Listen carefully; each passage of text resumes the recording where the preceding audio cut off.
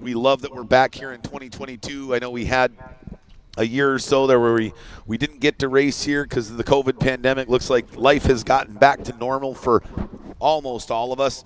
I know my life is pretty much back to normal. It seems like everybody here is rocking normal, so super excited for that. But we're going to be right back here in just a handful of moments, I'd say 10 to 15, with the Texas Tri-Hulls running their 20-lap main event. Imagine 20 laps in a bumper boat at 65 miles an hour. That is a tall order, and it's going to be a fun one, that's for sure.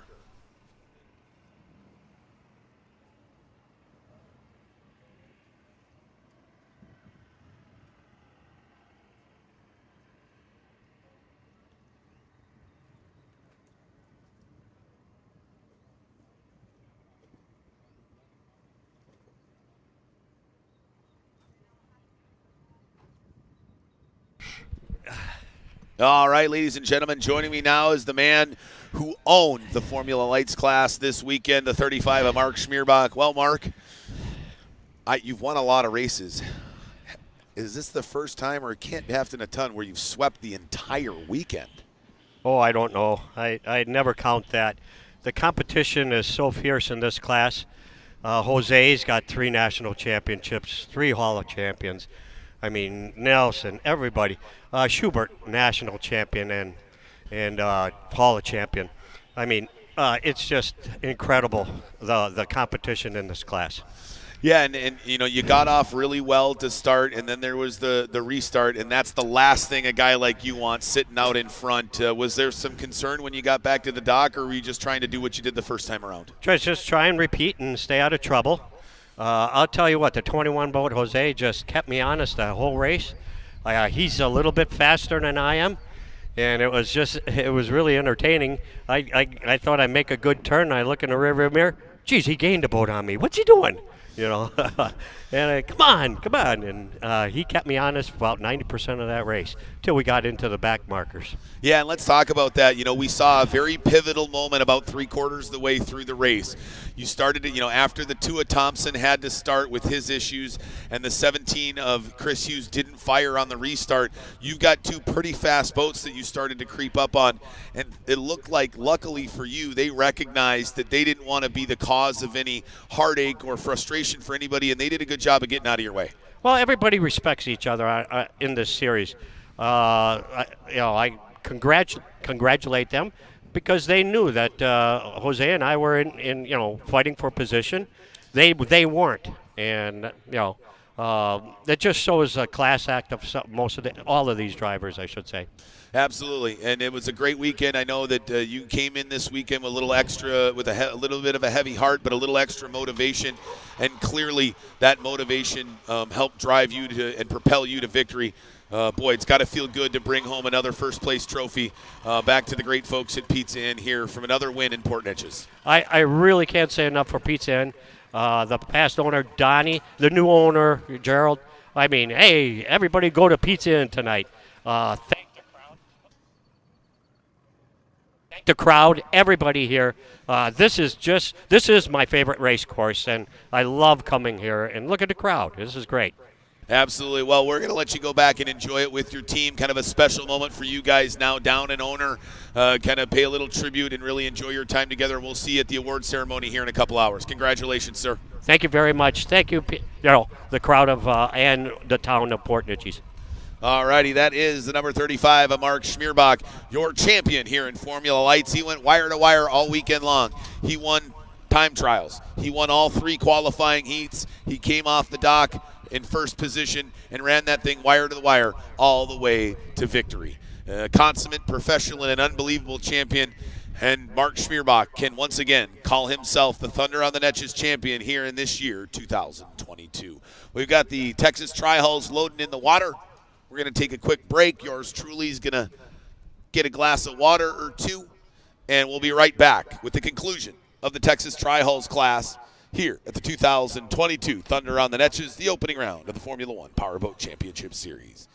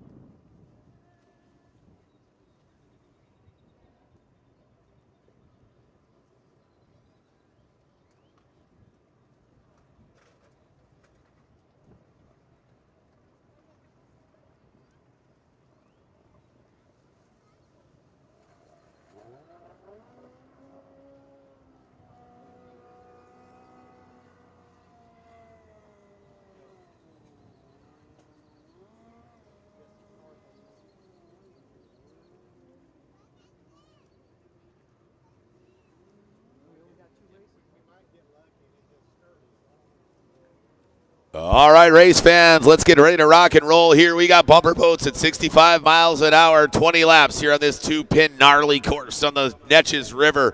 Let's take a look at our starting lineup for the main event here in the Texas Tri-Hull class. Starting on the pole, inside of row 1, out of Hemlock, Michigan, number 17, Neil Marsh. On the outside of row 1, running for Walker Engineers, the number 1 of Corey Walker. On the inside of row 2, the number 99, Devin Brown, in that black and lime green snap-on machine. On the outside of row 2, the number 33 of John Ottinger. The number 33 of John Ottinger. Then the number 88 of Grant Wells, the 52 of Scary Jerry Rinker, the 42 of Wyatt Zeller, the 54 of Darren Ware, the 37 of Mason Rinker, and the 6 of Tanner Rinker, having to move into his backup boat after some difficult motor issues in his number 10 machine. We've got Jet Ski Jared out there, as always, leading the pace jet ski here as we go 2x2 in a rolling start in the Texas Tri-Hull division of the Formula One Powerboat Championships. This is a fan favorite class.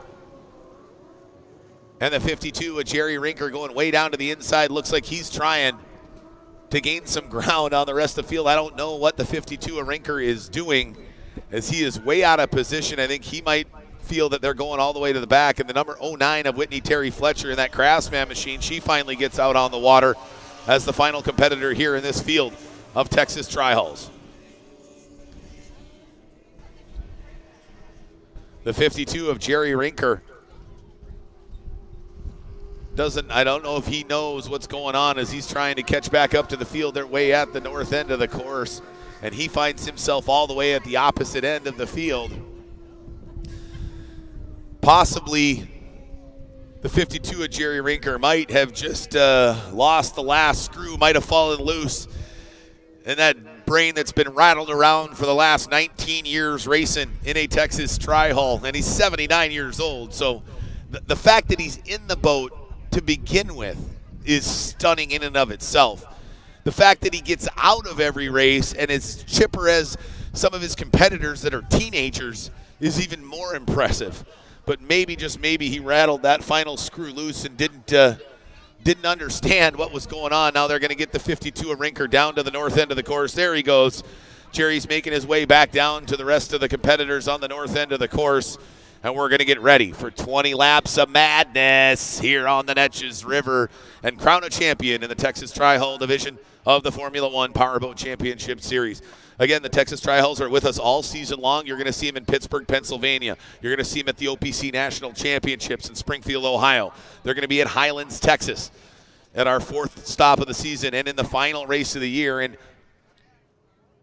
Lake Havasu City, Arizona. They will be bouncing all over the beautiful blue waters of Lake Havasu.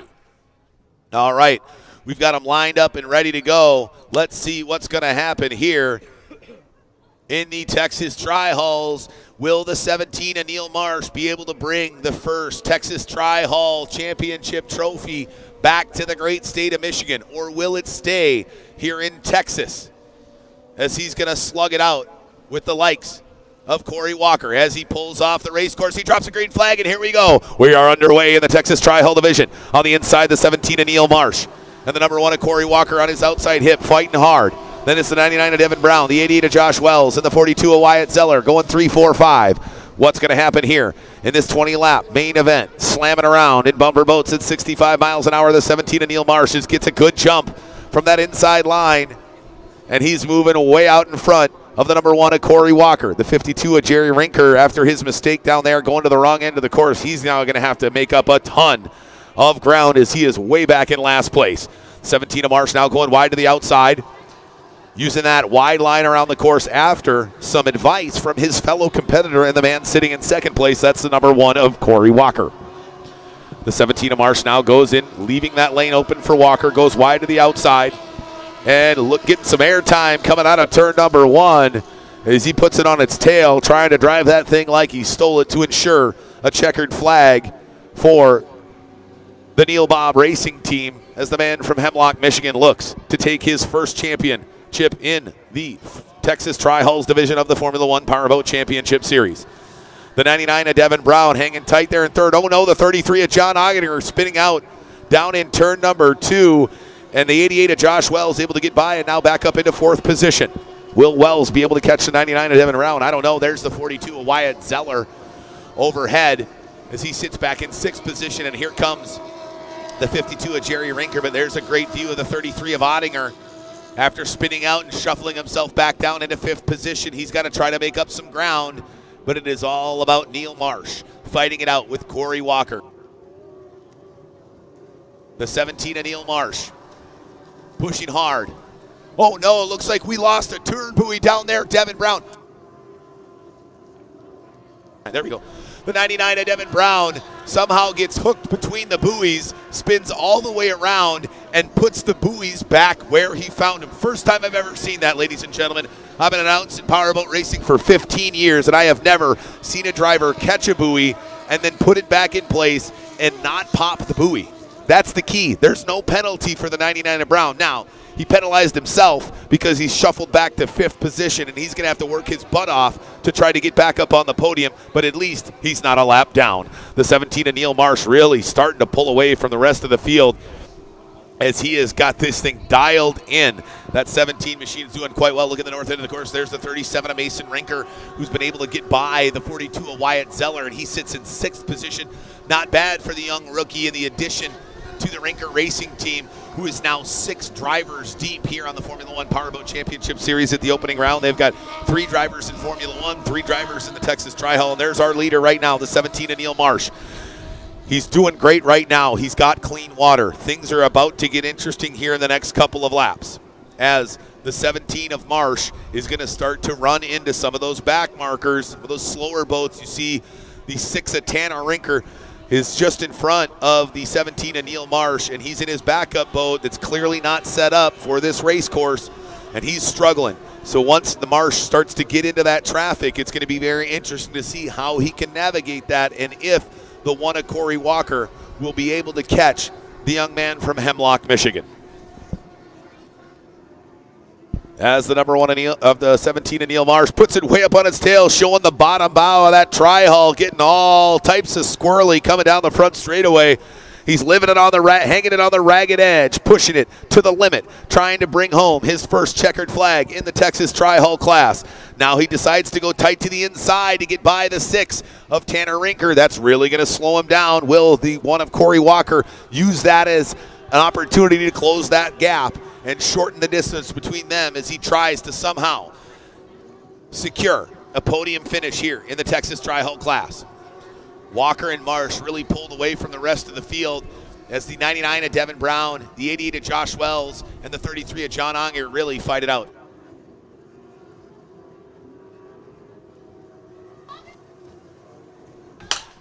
Oh no, looks like we've got an issue going down there. So it looks like the 99 of Devin Brown did actually dislodge those buoys down there in turn 1, and that is not good.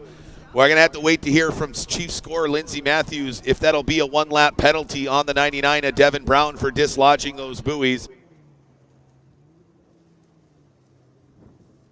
All right, well, Devin Brown thought he pulled the wool over all of our eyes and got away with one of the coolest boat racing tricks ever, but unfortunately, when he delivered them back to their original starting spot, he also cut the rope that anchors those buoys to the bottom of this 100-plus foot river, and they kept floating away downriver, extending the course. So now he will be assessed a 1-lap penalty. That's going to shuffle him to the back, and that is going to be frustrating for the young man from Katy, Texas.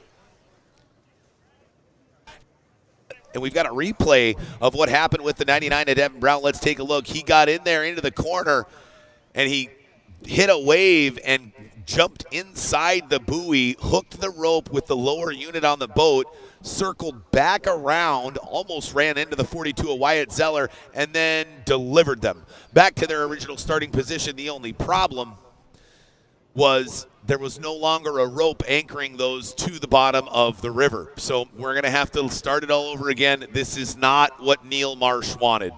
Neil Bob was really hoping he could run that thing all the way to victory. We're 13 laps remaining, 7 laps down. he wanted to keep pushing because he was really starting to grow that lead and really extend his lead over the number 1 at Corey Walker. This is exactly what Corey Walker wanted. He was starting to drift back. He didn't have an answer for the 17 of Neil Marsh. And now he might be able to try a different tactic, right, when they start here in the restart to stay a lot closer to ensure that he has the opportunity to compete and fight for that top spot. Looks like the 54 of Darren Ware's day is done. And it has been a rough weekend for the Selco Auto Restoration sponsored entry. The boat has been sluggish, and clearly it looks like the motor might have been on its last leg there. And looks like his afternoon is done here in the Texas Tri-Hull class. They're going to push him onto a trailer, and he's going to have to watch the rest of the final from the shore. Telling all the rest of his competitors, get out of the way. I don't have any power, guys. I need to get to the trailer, and that's we need to have our rescue team have the ability to push them to the trailer. So we're down a few boats here. We lost the 15 of Tim Kraft after he ran for one heat, and there just wasn't any power in that boat trying to join the Texas Tri-Hulls for Sunday racing. We've lost the number 13 of Grant Schubert. He seized his motor in the fourth and final qualifying heat, so his afternoon is done. You can add the 54 of Darren Ware to that list. The real question is going to be, does Corey Walker have an answer for Neil Marsh? It was a 2-horse race with 7 laps into this 20-lap main event. Will it continue to be a 2-horse race? Or will the 33 of John Ottinger, or the 88 of Josh Wells, or the 37 of Mason Rinker, or maybe even Jerry Rinker in the number 52 machine be able to get a second chance after his goof up on the original start, being at the wrong end of the course? And once we started, he was so far behind that he's really had a lot of ground to make up. So the 52 of Rinker, one of those drivers that's very, very happy about the restart here due to the 99 of Devin Brown dislodging the buoys down there in turn number 2 on the north end of the course.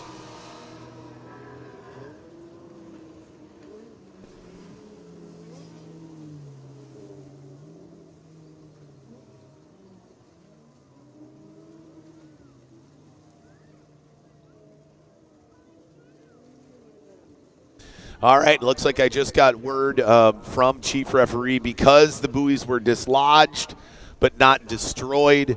The 99 of Devin Brown has been assessed a penalty requiring him to go to the back of the starting grid. So he will remain on the lead lap, which he's going to be very happy about. But let's take a look at our running order. So on the inside of row 1, we're going to have the 17 of Neil Marsh. Then the outside of row 1, the number 1 of Corey Walker. Inside of row 2, the number 88 of Josh Wells. Outside of row 2, the 33 of John Ottinger. Inside of row 3, the number 37 of Mason Rinker. Outside of row 3, the number 52 of Jerry Rinker. Inside of row 4, the number 9, the Craftsman of Whitney Terry Fletcher. On the outside of row 4, the number 42 of Wyatt Zeller. And then rounding out the field in row 5, the number 6 of Tanner Rinker, and the 99 of Devin Brown.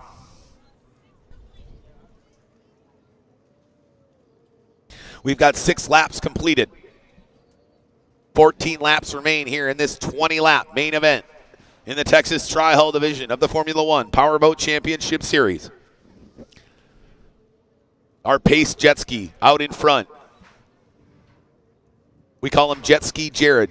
He's gotten real good at doing these pace starts in the Texas Tri-Hull class as they move way around the north end of the course through turn 4 from the Formula One course. They're going to make their way down the front straightaway. Once you see that jet ski peel off, be ready to hear yours truly give you that order that they're going to be under racing conditions. We look for that green flag dropped by our chief referee, Doug Ray. He drops the green flag, and here we go. We're underway. Who's going to get the jump? Will it be Neil Bob, the number 17 of Neil Marsh, or it will be the one of Corey Walker as they go deck to deck, side by side, down the front straightaway, down into turn number 1 on the south end of the course.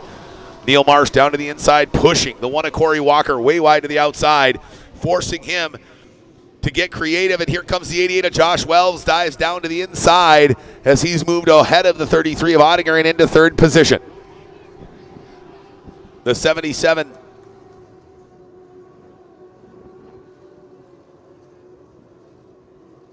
the 17 of Neil Marsh, pushing hard now, able to get back out in front of the number 1 of Corey Walker, and we got a log jam down at the far north end of the course. The 88 of Wells now clear of the 33 Ottinger, and the 37 of Mason Rinker and the 52 of Jerry Rinker are side by side as they now are starting to fight for that final spot on the podium. Could we see the rookie, the number 37 of Mason Rinker, on the podium? That's a possibility, as the young man's got Rinker blood, so you know racing is in his pedigree, as he's fighting with his grandfather, the 52 of Jerry Rinker, as they go side by side, sitting in 4th and 5th position. But the 17 of Neil Marsh has got this thing figured out, and he is cruising down the front straight, already opening up a lead. Oh no, the 37 of Mason Rinker tucks it too tight in the corner, gets way slowed down, and the 52 of Jerry Rinker and the 33 of John Ottinger are able to cruise by him down the front straightaway. We got a dead boat in the water. It looks like the 06, the number 6 of Tanner Rinker has gone dead in the water down outside of turn 1. Chief referee Doug Ray assessing the situation. Instead of going red flag, it looks like we're going to go yellow or blue with the yellow stripe, which means there is a damaged or injured boat not under power on the race course. Oh no, what happened there with Neil Marsh? He almost lost it coming down the front straightaway. He almost pulled a barrel roll mid-front stretch like what happened to the 25 of Dylan Koch earlier in qualifying.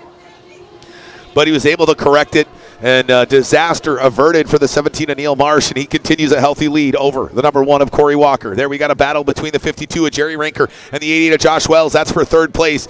Will the 52 of Jerry Rinker somehow find his way back up on the podium after the gaffe he made at the start of the main event here in the Texas Tri-Hall Division? The 88 of Wells hanging out in the inside. The 52 of Rinker on his outside hip.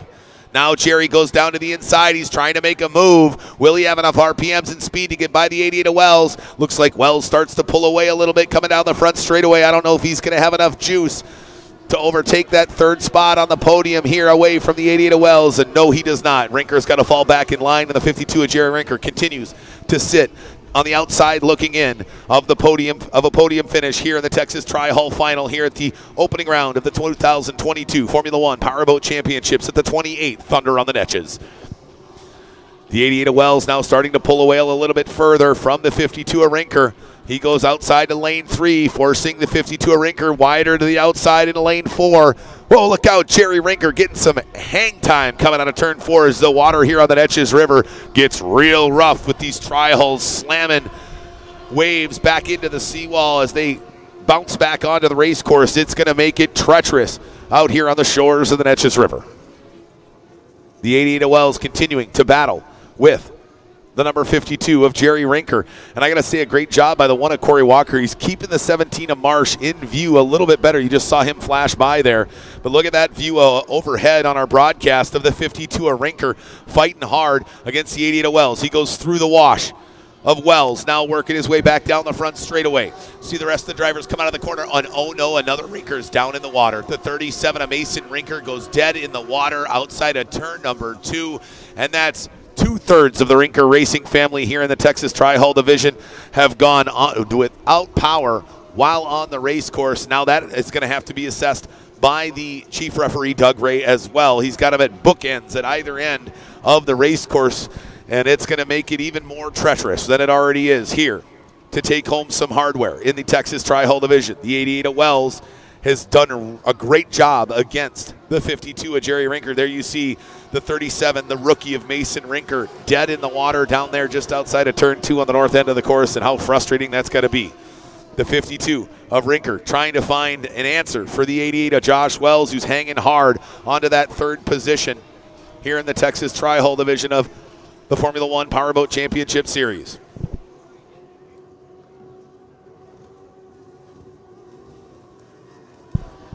As the man who's been the class of the field here so far this weekend is trying to wrap up his first victory in the Texas Tri-Hall class. The number 17 of Neil Marsh goes outside of turn 1, has to go wide to the outside around the 6 of Tanner Rinker, who's sitting dead in the water there outside of turn number 1, and now he's going to make his way back down the back straightaway, and he's going to have to deal with another boat that's dead in the water. That's the 37 of Mason Rinker. He goes way wide to the outside of Mason, and he's going to walk down the front straightaway, and we got a battle here.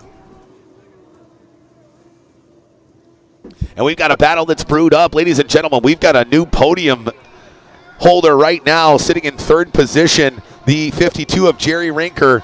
And now he's starting to catch up to the 1 of Corey Walker. Something has happened to that machine of the 1 of Corey Walker, and we could have a big change up here on the podium before it's all said and done, as the 1 of Corey Walker is now deck to deck, side by side with the 88 of Wells and the 52 of Rinker. Who's going to come out on top? Rinker wide to the outside, the 88 of Wells on the inside, and the 1 of Corey Walker is just falling back after fighting so hard for the first 3 quarters of this race.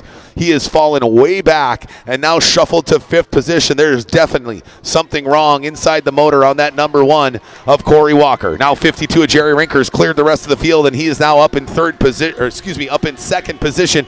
And the 88 of Josh Wells has moved up to 3rd. And the 1 of Corey Walker is trying the best he can, but something has gone on in that engine, and it is not functioning the way he wants. Now the 88 of Wells goes outside of the 6 of Tanner Rinker, and boy, once Jerry Rinker got by those guys, he shot like a rocket away from them. I just don't know if he's going to have enough time to be able to catch our leader, the number 17, Neil Marsh. You see Walker and Wells going side by side. That's for 4th position on the north end of the course there. That's the 88 and the number 1.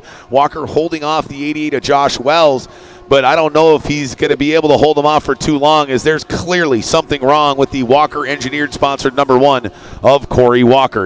Wells gets by him now. He's got to try to go catch the 52 of Jerry Rinker to see if he can't get himself up one more spot on the podium, maybe claim some great second place points here at the opening round.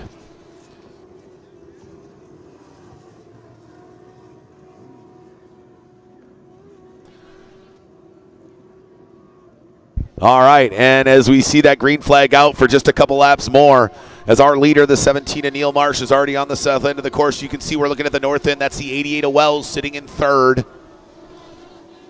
He's got a lot of ground to make up before he gets caught up to the 52 of Rinker, and there's our leader, the 17 of Neil Marsh on the backside with that orange roll cage, orange numbers, blue trim.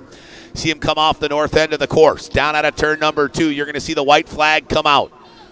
Go fast, turn left, just a couple more times, sir, and you will have your first victory in the Texas Tri-Hull division of the Formula One Powerboat Championships. As Neil makes his way down into turn 1, he's got to navigate the 09 Whitney Terry Fletcher Craftsman. We've got the overhead drone view following our leader, the 17 of Neil Marsh, all the way to victory. Will he be able to hang on for just a half more lap? Keep those gremlins at bay. And he is absolutely the most deserved winner, that is for sure, because he has ran that thing like he stole it all weekend long. A brand new boat. He got it rigged. He did a scotch of testing, and boy, that thing was set up perfectly. Ladies and gentlemen, taking his first victory in Texas Tri-Hull, your champion at the 2022 Thunder on the Neches in the Texas Tri-Hull division, number 17, Neil Marsh. And coming home in 2nd place after a bit of a boo-boo at the start, he pushed it and gave it everything he had in 2nd. Number 52, Scary Jerry Rinker. And rounding out the top 3 and ending up on the podium one more time, running for Just Send It Racing out of Richmond, Texas, the number 88 of Josh Wells. The rest of the field looks like this. The 37 of Mason Rinker did get it back under power, but in 4th position.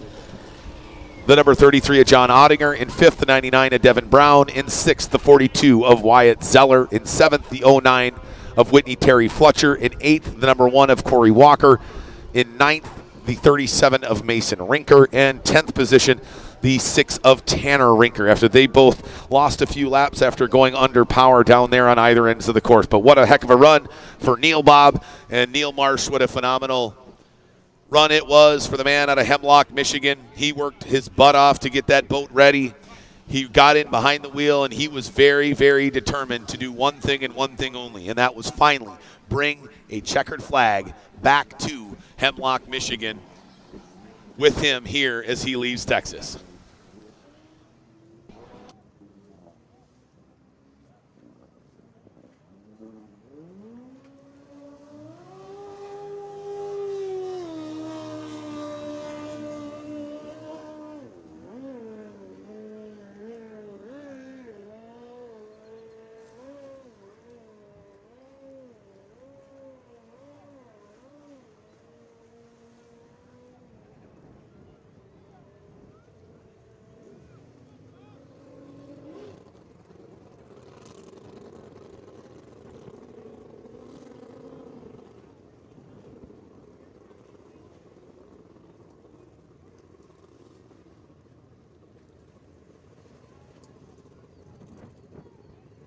All right, as he comes and collects his checkered flag and takes his victory lap, I want to make sure that I hear everybody here in Port Neches and wherever you are across the world. Make sure you give a huge round of applause for the man who's your champion in the Texas Tri-Hull division of the Formula One Powerboat Championship Series out of Hemlock, Michigan. Ladies and gentlemen, your winner, Mr. Neil Marsh. What a great run it is for that young man. He has been absolutely a great guy to work with. He's always down for an interview. He's always willing to give insightful information. And up until this weekend, it seemed like he was just on the precipice of being able to get on the podium, and he just couldn't quite get it. It was this or that, one thing or another, always led him to not be able to end up on the podium. It was a motor gremlin or something along those lines, or just narrowly getting beat by a foot or two and being on the outside looking in. It's been tough for the man out of Hemlock, Michigan, and this is a well-deserved victory for the number 17 of Neil Marsh. Well, up next, what you folks have all been waiting for all weekend long. We've got 18 of the top Formula One drivers across the United States who've ascended here to Port Neches. We took Group A, we took Group B in qualifying, and we've mushed them together here in a 20-minute plus, 17-minute plus one lap dash for cash here on the Neches River. This is going to be one of the best Formula One powerboat races you have seen in a very long time. And you've seen some doozies here on the Neches River. The amount of time between first and 10th is so minuscule that it will really, really make this an interesting race here to wrap up the weekend. But first, we're hopefully going to have a chance to chat with the number 17 and Neil Marsh and have a chance to talk with Neil and see what it was like to capture that first victory in the Texas Tri-Hull division.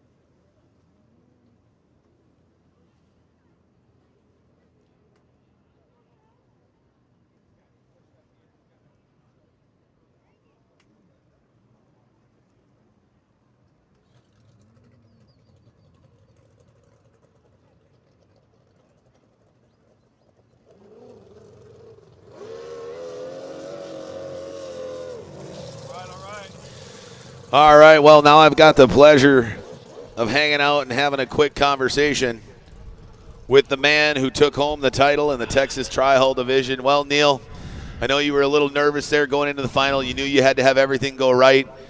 You had to deal with a restart, but boy, you got that inside line, and man, you ran that thing on the ragged edge all the way to victory. How does it feel? Man, how about it, East Texas, baby? Woo! It was awesome. Man, wire to wire. It's got to feel good. I know you've had a lot of rough goes in the Texas Tri-Hull. You've had kind of an intermittent career.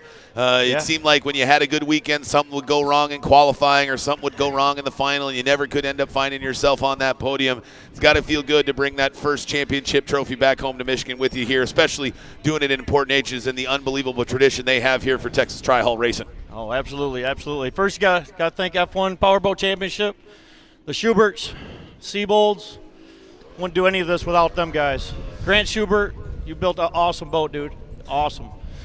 Yeah, it's crazy to think that your boat was built by a 17-year-old and how fast a 17-year-old could make a competition Texas Tri-Hull. It's pretty impressive, isn't it? It is. I wish he was out there for the final. I hated it. We tried to get him going, and he was able to make the field for the final, but we'll be racing against him next year. I want to thank Jim Ottinger, too. Ottinger, he did the motor for this thing. And put together one heck of a motor, didn't he? Yeah, I mean, his son's out there racing as well, so it's a big family, man. They'll do anything for anybody out there. Right, yeah. Now let's talk about how you got into this. You know, being from Michigan, we raced in Bay City for so many years. You got hooked into the drug of boat racing back up in Bay City, and it looked like it really just never left your bloodstream, and you just had to keep doing it. And we're glad to see you here with us in 2022. You know, I love the racing. I love the family. These people here, they are phenomenal. These the whole crew, all the teams here. It's one big family. Well, hey, I don't want to keep you for too long because I want you to be able to go enjoy this. You can now, the racing's over, you kind of crack yourself a beer and relax and know that you are the 2022 Thunder on the Neches champion. I got to give a shout out to, first and foremost, my family, my wife and kids.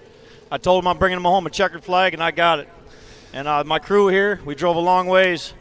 They said I wouldn't keep quiet on the way here. Man, it's going to be a talkie ride on the way home, man. No radio needed. So. Right, exactly. Well, hey, get with your crew, go enjoy yourself, and enjoy the rest of this final. Congratulations, Thank Neil. You, you are the champion in Texas Tri-Hull for the Port Thunder on the Neches here in 2022. Thank you. That was the number 17, Neil Marsh, your champion, and you can see the excitement on his face. For those watching our live broadcast, he was so excited to bring home hardware, especially when you tell your wife and kids, I'm bringing home a checkered flag, and then to be able to bring home that checkered flag is so impressive. For the man they call Neil Bob, the number 17, Neil Marsh, your champion here in Texas Tri-Hull in 2022. Here at the Thunder on the Neches, we've got some great racing coming up here, though. The 18 Formula One drivers that have brought themselves here to the shores of the Neches River about to slug it out for 17 minutes plus one lap in their main event here in Port Neches, Texas, for the opening round of the 2022 Formula One Powerboat Championships. And we wouldn't be here in Port Neches without our phenomenal local sponsors. Port Neches Federal Credit Union, Groves Equipment Rental, Dr. Stephen Hall, Pizza Inn, the Gregory Law Firm, Acadian Ambulance, Texas First Bank, and Port Arthur News. And we get to continue to do all this unbelievable racing throughout the 2022 summer across North America because of our series sponsors. Mercury Racing, committed to the pursuit of wide open, accept no boundaries, and accept no compromise. JH Performance Boats, custom handcrafted shallow water bay boats built with the highest quality materials. VP Racing Fuels. Learn more about Ultramarine and explore VP's full product line at vpracingfuels.com, the official fuel of the Formula One Powerboat Championships. Racing Communications, their radios for racing. Seabold Sports, world champion powerboat racing since 1939. And Seaway Marine, marine parts online fast. And we've got all 18 drivers loaded and in the water and ready to go here for the main event. and close out the opening round of the 2022 Formula One Powerboat Championship Series here in Port Neches, Texas, the 28th running of the Thunder on the Neches. Who will be the champion? Will it be the number 10 of Terry Rinker? Could it possibly be the 20 of Ashton Rinker or the 52 of Chris Rinker? Possibly the 62 of Chris Fairchild, who's got a much tougher road ahead after being disqualified in qualifying heat number 3. Fairchild has now been shuffled all the way back to 14th on the start pontoon. That's going to make it real difficult for him. But if anybody can come from that far down and get back on the podium, it is the surgeon behind the wheel from Paw Paw, Illinois, the number 62 of Chris Fairchild. But there is an unbelievable list of drivers here that all want to find themselves on the top spot on the podium at the conclusion of our main event here in the Formula One class. We're just loading our last driver, couple of drivers into the water. We're then going to run a parade lap, and then we'll give them their hot lap. We'll line them up on the dock, and we'll get ready to rip here for the final race of this jam-packed weekend of racing action. And we crown a champion in the Formula One class here for the first race of 2022.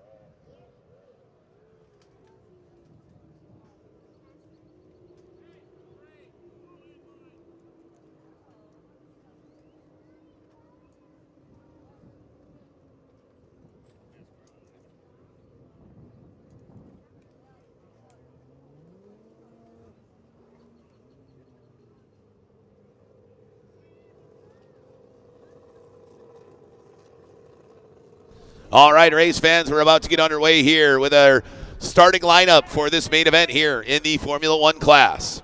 After a phenomenal qualifying session, on the pole position, your defending series champion, running for Phase 3 performance out of Tampa, Florida, number 10, Terry Rinker.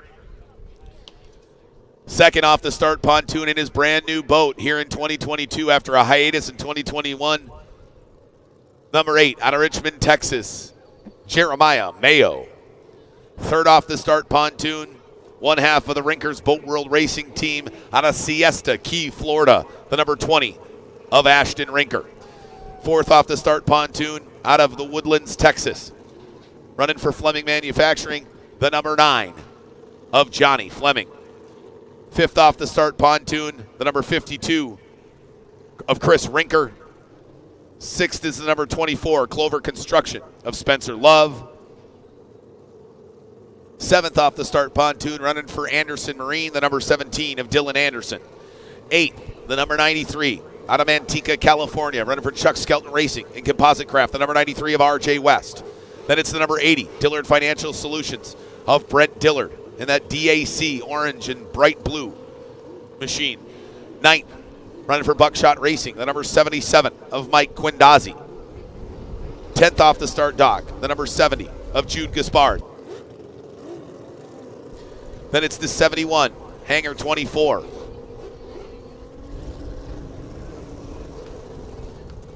Of Jimmy Kerr. Behind him, the number 03, Ameristar Roofing, Clover Construction of Dustin Terry.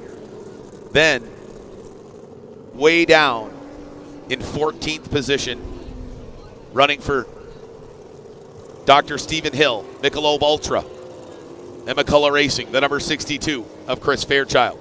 In 15th, out of Fenville, Michigan, running for Fenville Marine, Port Neches Towing, and Acadian Ambulance Services, the number 96 of Jimmy Marilou. In the 16th, on the start pontoon, running for Texas First Bank, out of Toledo, Ohio, the number 41 of Bobby Briggs. In 17th, the other half of the JH Performance Hertz Audio Racing team, running that brand new APX, 360 horsepower, 4-stroke V6, the number 99 of Travis Yates. And rounding out the field in the Barletta Boats sponsored entry, as well as Port Neches Federal Credit Union, the number 74 of Jesse Swain. That's all 18 drivers here in the final for our opening round of 2022, and it's going to be a doozy. Why is it going to be a doozy? Here's why. The 10 Rinker, not the fastest boat. The 8, not the fastest boat. You got to go all the way down to 14th to find the fastest boat on the water here throughout this weekend. Now, you got to follow the rules. He got penalized by being a half a pound underweight in his third qualifying heat win. That was an error, a big error, but one that I believe the 62 of Fairchild could make up a tremendous amount of ground on. But here's the problem. Our pole sitter, reigning national champion. Second off the start pontoon, the number 8 of Mayo, probably one of the most up-and-coming young drivers in all of professional powerboat racing. Third off the dock, two-time Formula One powerboat champion, Ashton Rinker, third off the dock. The 9 of Johnny Fleming, one of the most consistent drivers in all of Formula One. The 52 of Chris Rinker, probably would be second or third if it weren't for motor troubles on Saturday qualifying. The 24 of Spencer Love, multi-time podium finisher and runner-up in the series championship in 2021. Are you catching a theme here, ladies and gentlemen? We are absolutely stacked here for the opening round of 2022. There is one of about 9 drivers who could take home the checkered flag, and that means they got to finish, and that is where things are going to get real dicey. It's getting windy.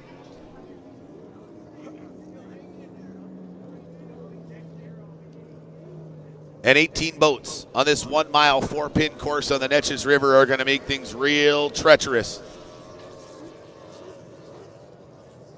for the main event here in 2022. So I don't know who you got your money on. I don't know if I could even put my money on any one particular driver anymore. You'd like to say the favorite is the man sitting on the pole. As anybody who's been around powerboat racing knows, that is the most envious position to be in, that pole position. Farthest to the left, closest to the first turn buoy, and really the master of their own destiny. But he's got to get off the dock well in the first place. Can he do that? Terry Rinker, always been known as a great dock specialist. We'll see what happens as he sits in the pole position.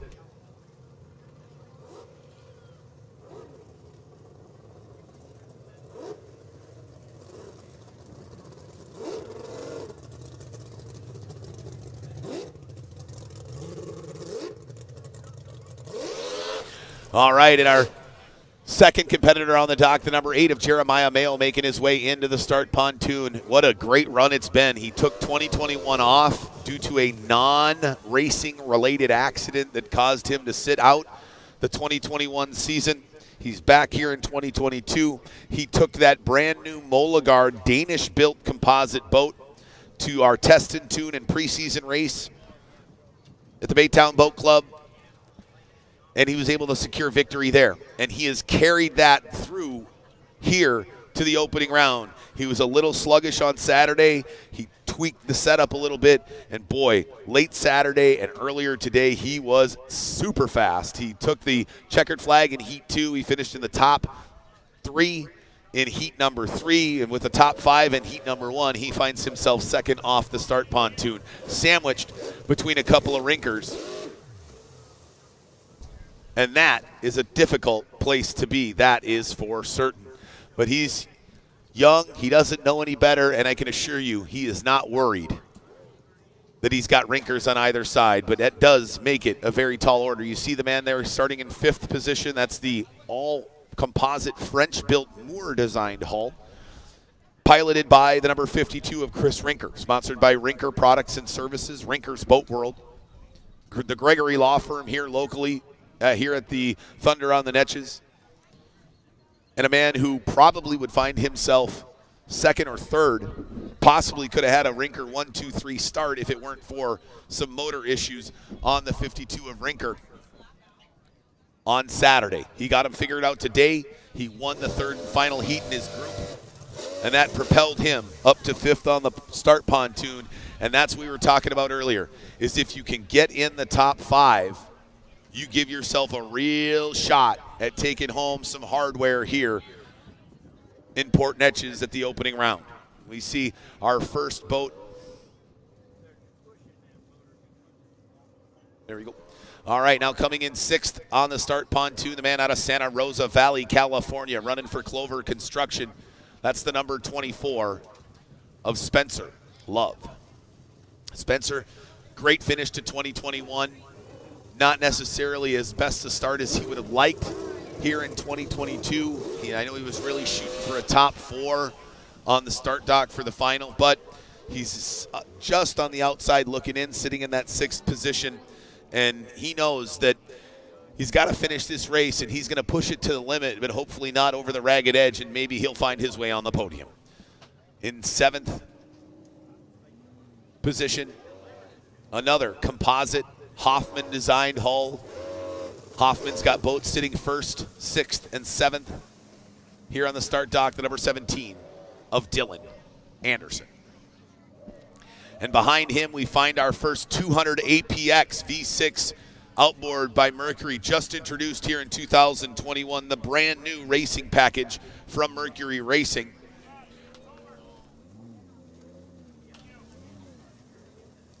Mercury Racing committed to the pursuit of wide open, accept no boundaries, and accept no compromise.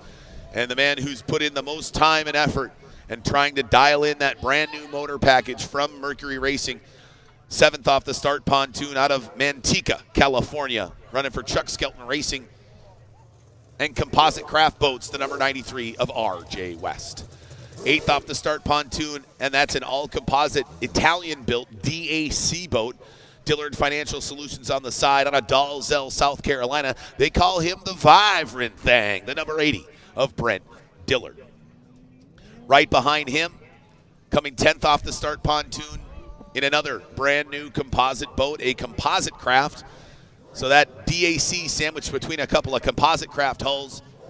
That's the number 77, Buckshot Racing of Mike Quindazzi. 11th off the start, Pontoon. Solid, consistent finishes in every heat. Maybe not as high as he would have liked in any one particular heat, but consistency pays off in the long run as he comes up behind the 77 of Quindazzi there. You can see him. That's the number 70, Groves Equipment Rental and Gaspard Brothers Racing out of Conroe, Texas, the number 70 of Jude Gaspard. There's the Quindazzi. There's Jude Gaspard. Jude really working hard to improve his program over the last year. He's got a little extra motivation here. This is the race that his best friend and racing partner for so many years, Tracy Hawkins, loved. And I know Jude's got Tracy riding with him here today. For those of you who don't know Tracy Hawkins, and if you've been to the Thunder on the Neches for more than 1 year, I'd be surprised if you didn't know who he was. He won here. He loved this town. He loved this race. And unfortunately, in a racing accident back in 2020, we lost Tracy. Somebody I call a dear friend, somebody I've known my entire life. And the only solace that all of us have is, at the end of the day, Tracy was doing the one thing that he loved to do in life, and that was race powerboats. He built them. He raced them. He ate, slept, and breathed tunnel boat racing. And I know he's looking down from overhead and protecting all of us, and especially riding alongside with his good buddy, Jude Gaspard. Behind Jude at 12th off the start, Pontoon, there's that machine running from the man out of LaPere, Michigan, running for Hangar 24 in Port Arthur News, Mr. Jimmy Kerr. Behind him, 13th off the start, Pontoon, another one of those 200 APX. 4-stroke Mercury Racing motors, new here in 2021. Look at that beauty. She's growly mean, and they're getting them dialed in, but coming 13th off the start dock, running for Ameristar Roofing and Clover Construction, the 03 of Dustin Terry. And here's the biggest stunner of them all. 14th off the start, Pontoon, running for Dr. Stephen Hall, Michelob Ultra, and McCullough Racing out of Paw Paw, Illinois, number 62, Chris Fairchild. Right behind him, 15th on the start, Pontoon, a man who's coming back after a 3-year hiatus. He's trying to work out the kinks and get back into competition form. He's done a great job this weekend of just getting back in the groove. He's out of Fenville, Michigan. He's running for Fenville Marine and Acadian Ambulance Services, as well as Port Neches Towing, the number 96 of Jimmy Merleau. 16th on the start, Pontoon, Bush Cracklin Racing is their name. Their sponsor here is the great folks at Texas First Bank. They're out of Toledo, Ohio, the number 41 of Bobby Briggs.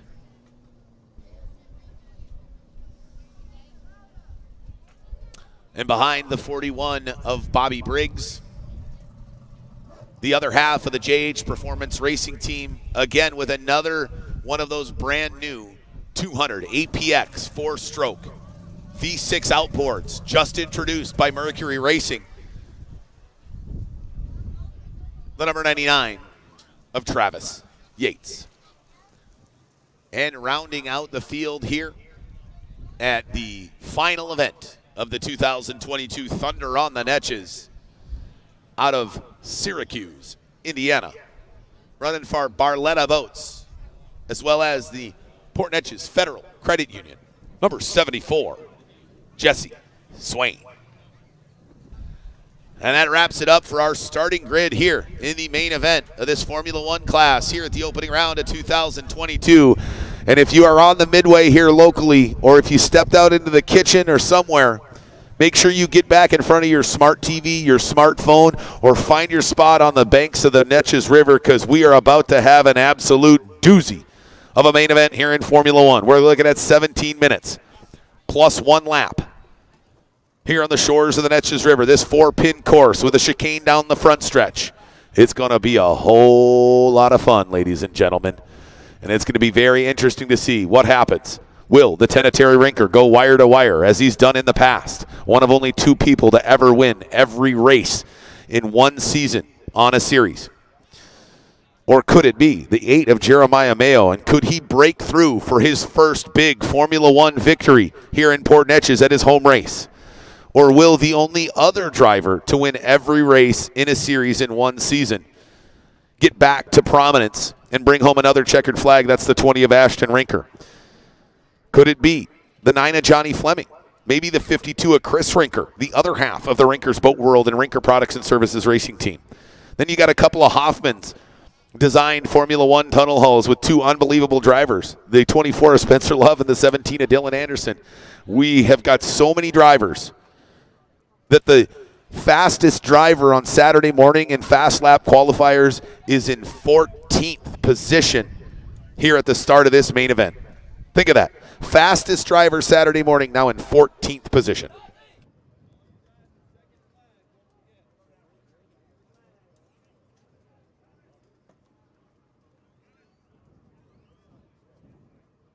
All right, ladies and gentlemen, wherever you are watching our live broadcast, or if you're here at down in Port Neches, we're going to do a quick test flag. Make sure all 18 of these drivers know where they're looking for when we go starters orders. Remember, we're going to start with 60 seconds.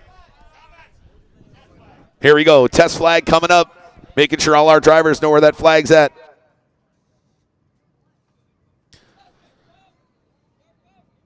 There's the test flag. All drivers now know where they've got to look, because remember, we're going to go modified Le Mans. These motors are completely shut off, under no power at all. I count down from 60 to 20 seconds in 10-second intervals.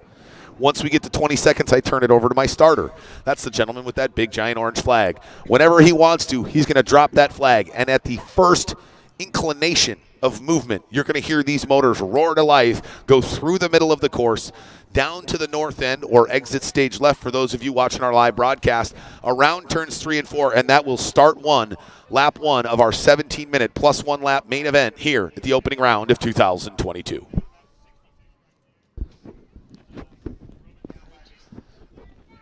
Chief Referee Doug Ray making sure that everybody is spaced properly here on the start pontoon.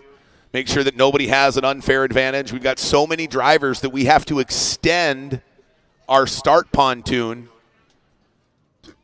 and almost over double it, because we've got to give everybody a bit more space, because there's so many boats heading through the commitment buoy down to the far end of the course. Now we're going to run a 2-flag start like we do with this many drivers. Are you guys, ladies and gentlemen, are you ready? Because here we go. 1 minute drivers, 1 minute. The lids of these fully enclosed cockpits come down. They tighten those straps of those 6-point safety harnesses. 50 seconds, drivers, 50 seconds. Checking all their trim switches, making sure everything is just right as they keep an eye on that starter. 40 seconds, drivers, 40 seconds. Who's going to come out on top here early on and get that whole shot off the dock? Will it be the 10 of Rinker? Maybe the 8 of Mayo? 30 seconds, drivers, 30 seconds. Or could it be the 52 of Chris Rinker, the 20 of Ashton Rinker, the 24 of Spencer Love, and who knows, maybe some of those guys back in 14th, 15th off the dock. Let's crown a champion here at the opening round of 2022. 20 seconds, drivers, you're under starters orders.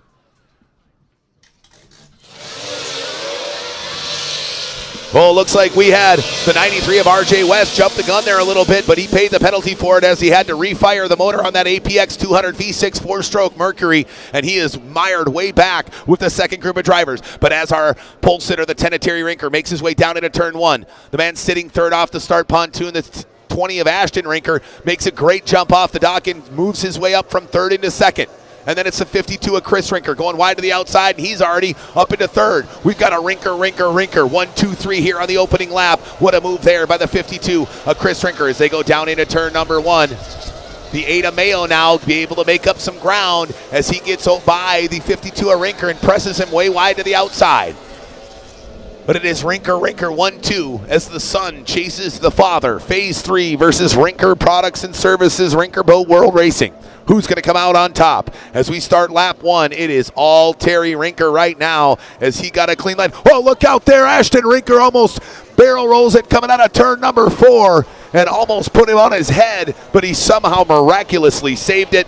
But boy, that is a big, big gap now for the rest of the field to try to track down the number 10 of Terry Rinker. The 8 of Jeremiah Mann now sneaking up on the 20 of Ashton Rinker as he starts to put together a battle plan to try to move himself up one spot on the podium here in the main event in Formula One. The 10 of Terry Rinker on its tail, pushing hard down the back straightaway out of turns 3 and 4. He's now moving all the way down the front straightaway. The 20 of Ashton Rinker now comes off of turn 4. He's got a rear view mirror full of the number 8 of Jeremiah Mayo. Pushing hard down the front stretch. You see Rinker, Mayo, Rinker. That's a lot of Rinkers in the top 4, and they're hoping to make it a clean sweep if the 52 of Chris Rinker can catch the number 8 of Jeremiah Mayo, who sits now inside that top 3 and on the podium. He gets doused down by the 20 of Ashton Rinker. He's got to move wide to the outside, trying to find that clean water with that 2.5 liter Mercury V6 outboard on the back of that Mulligard Danish all-composite hull with JH Performance Boats and Hertz Media on the side. He stays on his outside hip. The 820 of Rinker does not allow him to go anywhere. And boy, that turn 4 is getting real rough already as we're just a couple of laps here into this 17-minute plus 1 lap main event here in the opening round of 2022. The 8 of Mayo staying on it, but falling off the pace a bit after getting in the wash of the 20 of Rinker down on the north end of the course now as they make their way through turns 1 and 2 and now heading back north towards turns 3 and 4 as we are 3 laps into this main event. Now it's going to start to get interesting once the rest of the field catches up. Once our leader, the 10 of Terry Rinker, catches up to some of these back markers. He's already eyeing up the number 99 of Travis Yates, who's running one of those 200 APX V6 4-stroke Mercury outboards, and he's going to go wide to the outside and kind of allow the 10 of Rinker to get by him. He's still struggling to get that package together. They just got that motor in this week, and that APX is a different animal, and it takes some testing to figure out what the best route is with that new motor package. But the 8 of Jeremiah Mayo continuing to push hard against the 20 of Ashton Rinker. And then you see now coming into view the 52 of Chris Rinker is starting to make it a 3-boat battle for the final 2 spots on the podium. But does anybody have an answer for Terry Rinker? I don't know, because he's running this thing like he stole it and trying to drive away from the competition. But jamming it down to the inside. Oh, look at Mayo, tries to make a move. Coming out of turn number 4, he knifes down to the inside. Now here comes the 52 of Chris Rinker up on the deck of the number 8 of Jeremiah Mayo as they go side by side battling for 3rd position. The 8 of Mayo getting a little loose there down into turn number 1. He's got to set it down into lane 2 now, give it a window for the 52 of Rinkers. They go deck to deck coming out of turn number 2. Mayo almost kissing the outside of that more composite Rinker Boat World Gregory Law Firm machine. As they're pushing hard, that's exactly what the 20 of Ashton Rinker wants, because that'll allow him to pull away from them and try to track down the number 10 of Ashton Rinker. Excuse me, the number 10 of Terry Rinker. There are too many Rinkers here in the Formula One final. I tell you, it's hard for even a veteran like myself to keep track. But our leader, the 10 of Terry Rinker, is pushing hard. There's the 8 of Jeremiah Mayo trying to get back up and nip on the heels of the 20 of Ashton Rinker. You know what I'm wondering is, where is the 62 of Chris Fairchild? There he is. He's moved himself up into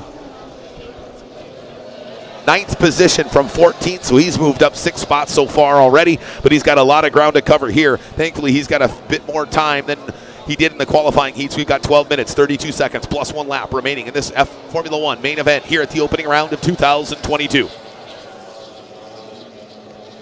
What a battle we've got going on here for second. Oh, look at, there's Jeremiah Mayo making a move on the outside. We got a battle for second as the 8 of Jeremiah, get out of my way, Mayo, slathering the mayonnaise all over the 20 of Ashton Rinker as they go down into turn number 1 and 2. And now Ashton's got to look and get worried about his teammate, the 52 of Chris Rinker, or he might find himself on the outside of the podium looking in. The 8 of Mayo now, does he have the top speed to track down the 10 of Terry Rinker?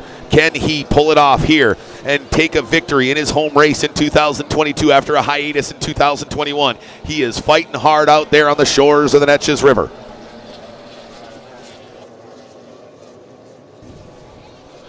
Yeah, the number 9 of Johnny Fleming mixing it up. There's the 41. That's the Bush Cracklin Racing Texas First Bank. Bobby Briggs now going a lap down, and the 20 of Ashton Rinker is holding off the 52 of Chris Rinker, but we got a battle then behind them. It's the 17 of Dylan Anderson and the 24 of Spencer Love back in 6th and 7th position. Excuse me, 5th and 6th position, and they're fighting hard as well. We've got battles everywhere along the race course. The 80 at Dillard's trying to catch the 17 at Anderson as he goes down into the north end of the course. Off of turn 3 now, gets into the wash of the 24 of Spencer Love, and they're battling hard there for 5th and 6th. Wide off that outside hip there was the 41 of Bobby Briggs trying to keep pace but really struggling. It looks like the 9 of Johnny Fleming actually dead in the water down on the north end of the course. The frustrations and gremlins continue for the Fleming Manufacturing Racing Team. But what a doozy we got here. The 24 of Spencer Love and the 17 of Dylan Anderson starting to close the gap on those boats that are hanging out in the top 3. As the 8 of Jeremiah Mayo now makes his way down the start-finish line, he is starting to close that gap between him and the 10 of Terry Rinker, our leader. So far, through 7 laps.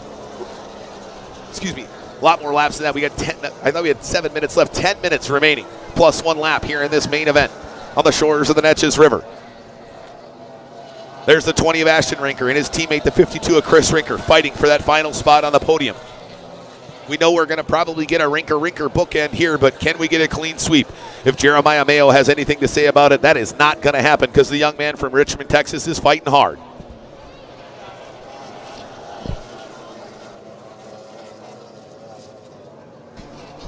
As our leader, the 10 of Terry Rinker, continues to navigate his way with precision through the back markers. It's going to get a lot tougher for him to keep stretching out that lead. The real big question is will the master behind the wheel of the Phase 3 performance machine be able to navigate these back markers better than the 8 of Jeremiah Mayo? If experience is going to be your indicator, then I think he's not going to have a problem. But sometimes youth trumps experience, and will that gutsy, live on the ragged edge push that the 8 of Mayo has be able to catapult him above the 10 of Terry Rinker? Because I can tell you right now, that gap is closing over from the 10 of Terry Rinker back to that second place boat.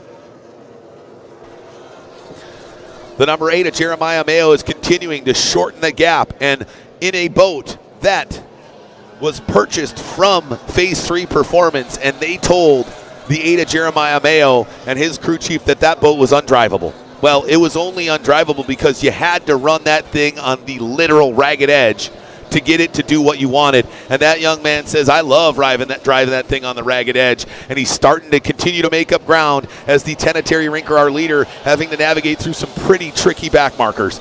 And unfortunately, the day is over for the number 9 of Johnny Fleming. The gremlins continue as off screen, the number 9 of Johnny Fleming's pulling in and putting the boat on the trailer, and his afternoon is done. But there's the 8 of Mayo. He is already climbing outside of turn 3 and through turn 4 now, and has closed that gap to about 6 or 7 seconds from our leader, the number 10 of Terry Rinker. As we check back in with the 3rd spot on the podium as it sits right now, that's the number 20 of Ashton Rinker.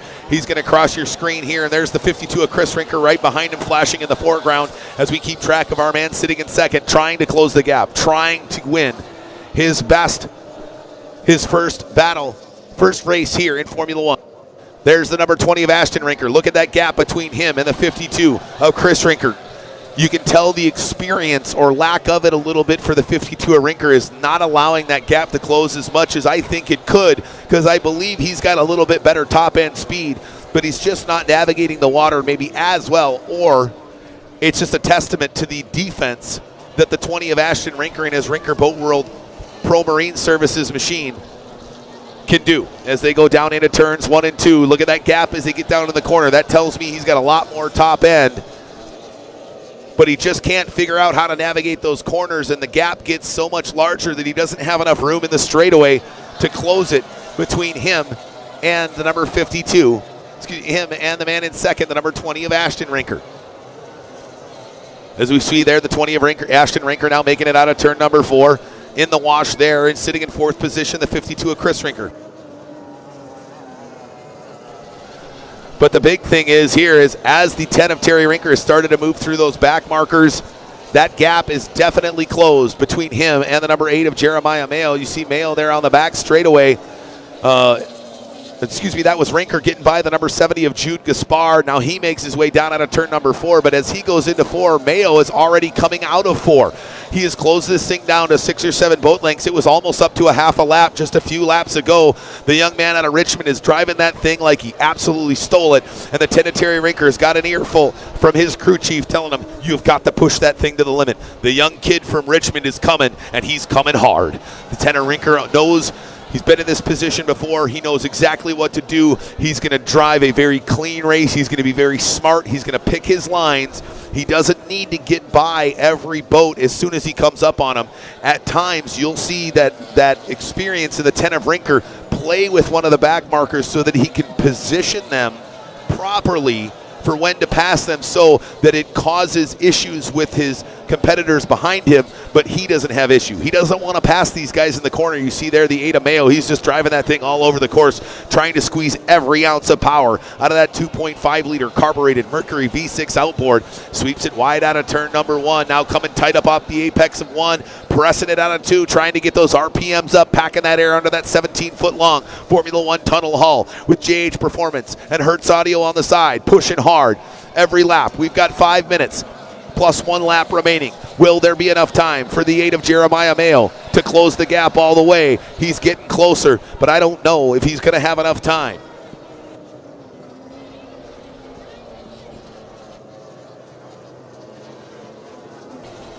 As we look back on the final spot on the podium, so right now, that's the number 20 of Ashton Rinker. He flashes there in the foreground. Boom, there's the 5th place. There's the 6th place and the 7th place. We've got 4 boats fighting for the final spot on the podium between the 20 of Ashton Rinker, the 52 of Chris Rinker, the 24 of Spencer Love, and the 17 of Dylan Anderson, who will merge victorious and end up bringing some hardware back home to their race shop here at after the opening round of 2022. There's the 52 of Chris Rinker now making his way down into turn number 3, is nipping on the heels of his teammate and cousin, Ashton Rinker, the Siesta Key, Florida native. He's riding that outside line. Will he find the right line to be able to get by the 20 of Ashton Rinker? There's the 8 of Jeremiah Mayo now going down into the corner, fighting hard with his teammate. He gives him the inside line and gets moving by. There's the 20 of Ashton. The 20 of Ashton Rinker pushing hard to try to hold off the 52 of Chris Rinker. And Chris Rinker now has got a rear view mirror full of the 24 of Spencer Love. As they go down to the north end of the course, the 24 of Spencer Love is all of a sudden right on top of the 52 of Chris Rinker as he comes wide out of turn number 4, leaving the inside lane for the 17 of Anderson. As we've got 4 boats fighting for the final podium position, all within a half a second. Look at the 24 of Spencer Love cruising down the front stretch as they go down into the south end of the course, into turn number 1. The 52 of Chris Rinker is trying to track down the 20 Ashtinger. Look at the 24 of Love crossing through the wake, gets doused down and trying to get that outside line, kick those RPMs up. Will he be able to get by the 52 of Rinker as they go side by side, battling for 4th position here on the back stretch as they go down into the north end of the course? The 24 of Ashton Rinker, the 24 of Spencer Love holds tight to that outside line. Staying to the inside is the 52 of Rinker. Now he presses wide to the outside, trying to force the 24 of Spencer Love off the edge of the course, and here comes the drag race down the front stretch. Who's going to win it down into turn 1? The 52 of Chris Rinker is able to hold off the 24 of Love, and Love's got to go way wide to the outside. Looks like he was trying to avoid the wash from the 3rd place boat. The 20 of Ashton Rinker went a little bit too wide. Now he's got to make up a bit more ground. I thought we had a pass coming there. And what happened to the 17 of Dylan Anderson? He just fell off in this group. Oh no, looks like the 62 of Chris Fairchild, or the 70 of Jude Gaspard picks up a buoy there, but just got word that the 8 of Jeremiah Mayo has backed way off because he's got some steering issues in that Mola guard. So he's going to make it very difficult for him to navigate these rough waters here in Port Neches in the waning moments of our F1. Here we go. Here comes the 52 of Chris Fairchild. On the inside, 52 of Chris Rinker on the inside of the 20 of Ashton Rinker. But now that experience of the 20 of Ashton Rinker allows him to get back ahead of the 52 of Rinker as they go down to the north end of the course. Looks like we lost a buoy down there in turn number 3, and it's floating way down there. So we got kind of an oblong course now. The 52 of Chris Rinker skips wide to the outside, trying to get those RPMs up and catch his teammate and cousin, the 20 of Ashton Rinker, who sits in 3rd position. As they continue to push, the 24 of Spencer Love and that Clover construction machine now coming back into the view and battling it out with the other two Rinkers Boat World sponsored entries to try to get that last spot on the podium. Can Jeremiah Mayo hang on in second place? As the Rinkers in third and fourth go down to the north end of course one more time. You see there's the 70 of Jude Gaspard, picked up a buoy, and it looks like his day is done. That's unfortunate for the man out of Conroe, Texas. And there's the 03 of Dustin Terry trying to stay ahead of the 20 of Ashton Rinker. On the front stretch, boy, we got a doozy.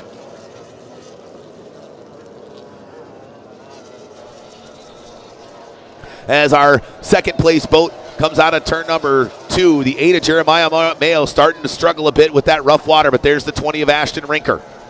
Where did the 52 of Chris Rinker go? Oh, there he is. He didn't go too far, just outside of our view here on our live broadcast, but there's the 8 of Mayo now sweeping, having a fight through some back markers. That's allowing the gap to close. This is going to make it very interesting in these final laps here, because when Ashton Rinker smells blood in the water, I assure you he will attack like the shark that he is, as Mayo goes down into the tight into turn number 1 and has to deal with a ton of back markers now. With those back markers make it difficult for the 20 of Ashton Rinker. Can he shoot the moon and split him as he goes down to the inside? As you're going to see the 8 of Mayo going side by side with the number 41 of Bobby Briggs, but you see the white flag go out. Go fast, turn left, just 4 more times for the man out of Tampa, Florida. He's looking to pick up in 2022 where he left off in 2021.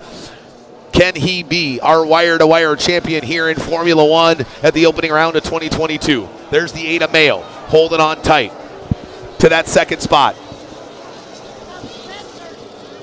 And we've got a battle now as Spencer Love inserts himself into that battle for the 3rd, 4th, and 5th position. Ladies and gentlemen, taking the checkered flag, your champion at the opening round of 2022, the number 10 of Terry Rinker.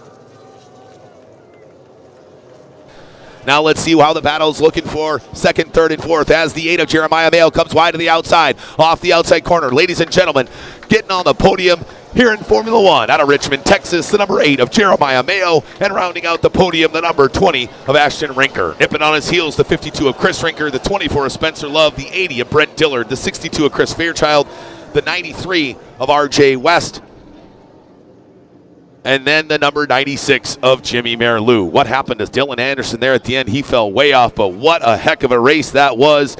Wire to wire for Terry Rinker. No surprise, the man who's one of the most decorated Formula One powerboat racers in all of the United States goes wire to wire and picks up right where he left off in 2021 with another victory for the Phase 3 Performance Team and their team owner, Jim Slack. They're going to be absolutely stoked about that. But what a run for the young man who started second, dropped back to third off the start, and came back around and got the number 20 of Ashton Rinker on about lap 5. And was able to hold off the hard-charging Siesta Key, Florida native Ashton Rinker and hang on to that second position. And Ashton Rinker coming home in a respectable third after a year off in 2021. And the 8 of Jeremiah Mayo looks like he's got some damage sustained to the front end of that Mulligar designed all-composite Formula One. And boy, it looks like this race finished just in time for the young man out of Richmond, Texas, as he brings that thing to the trailer immediately and gets it up out of the water just to ensure there's no water that gets taken on in that Mulligar boat.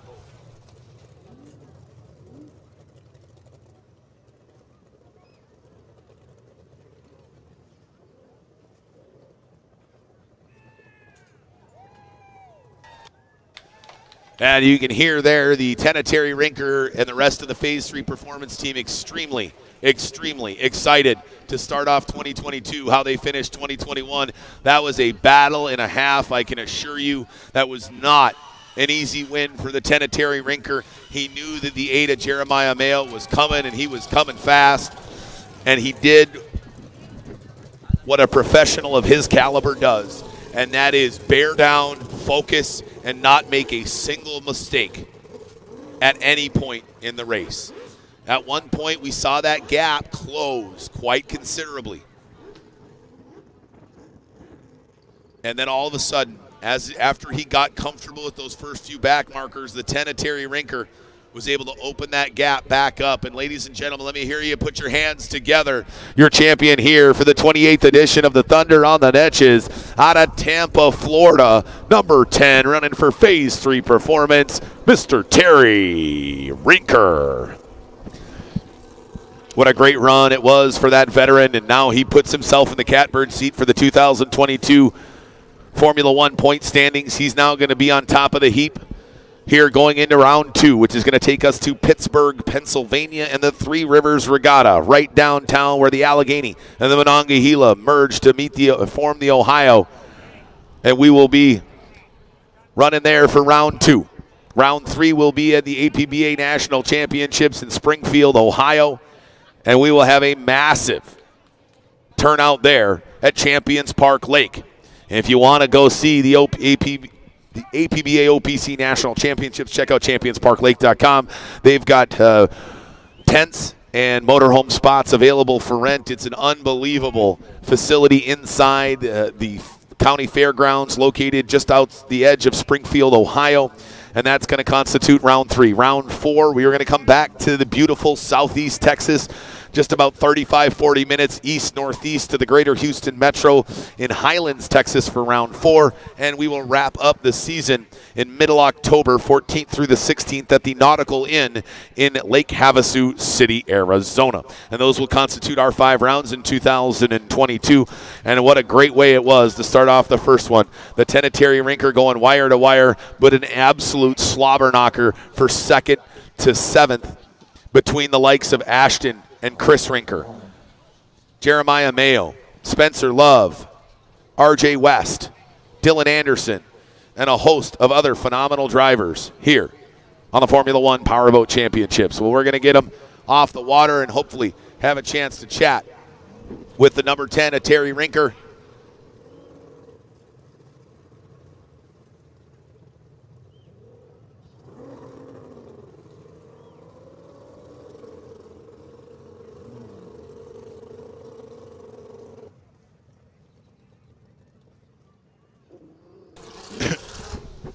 All right, we're hoping to have a quick word with the number 10 Terry Rinker. And it's amazing to me the amount of checkered flags and the amount of championship trophies that man has collected over his illustrious career. Every time he wins, I swear, that is an ear-to-ear grin that would liken that you see on a child who does something for the first time. You can tell the passion and the love that he has for Formula One powerboat racing.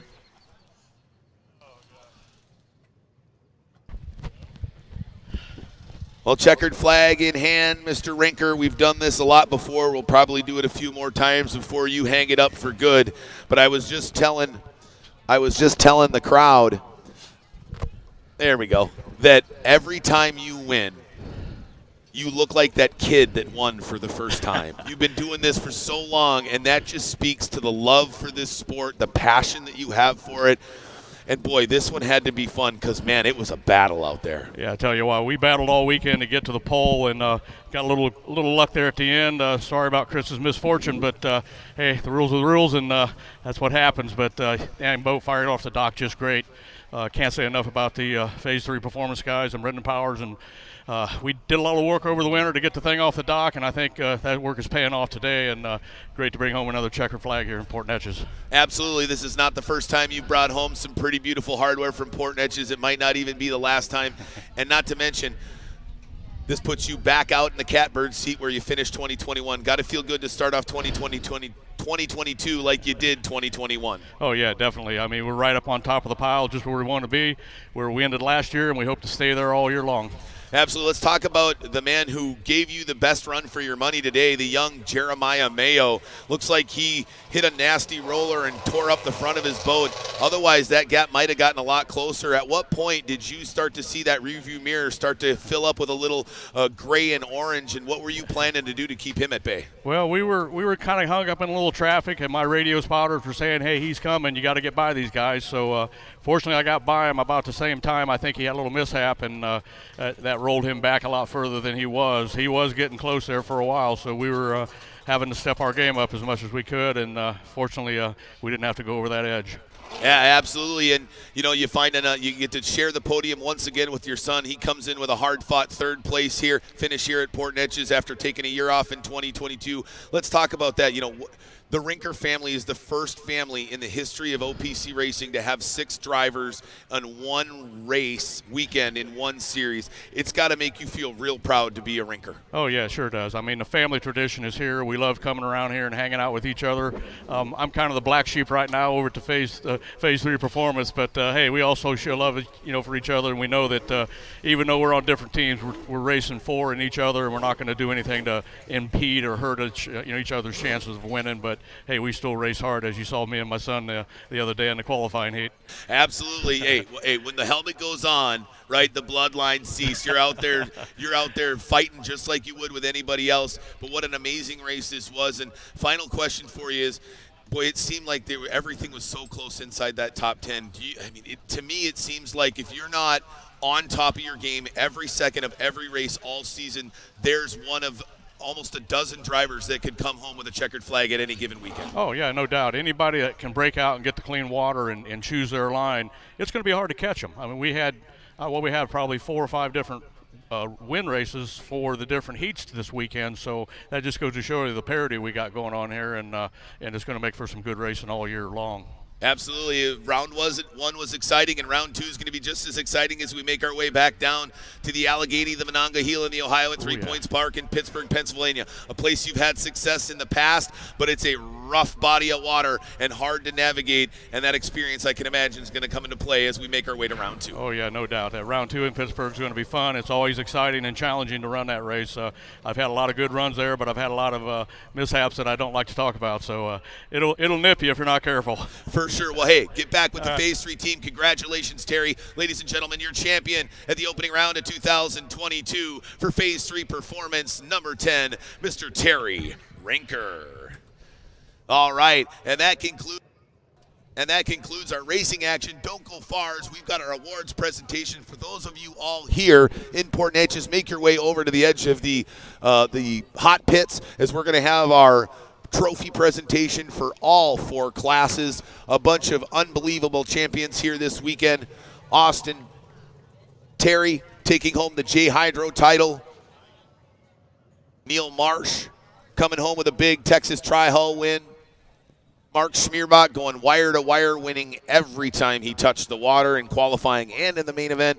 And of course, the man taking home the biggest hardware of them all here in Port Neches in 2022 in Formula One, your champion here, Mr. Terry Rinker. What a consummate professional he is, and it blows me away that somebody who's been doing this for this long can be that excited, especially with that many wins under his belt. And that just shows you the drive and the passion he and his entire family has for the sport of Formula One tunnel boat racing. So we'll be back here in just a handful of moments with the presentation of our trophies in all 4 classes. So we'll have a little bit of dead air time here on our broadcast. Don't go too far away, folks, wherever you are across the world. But we'll take a quick break here from listening to me jabber on, and we'll give away some hardware in here in just a moment.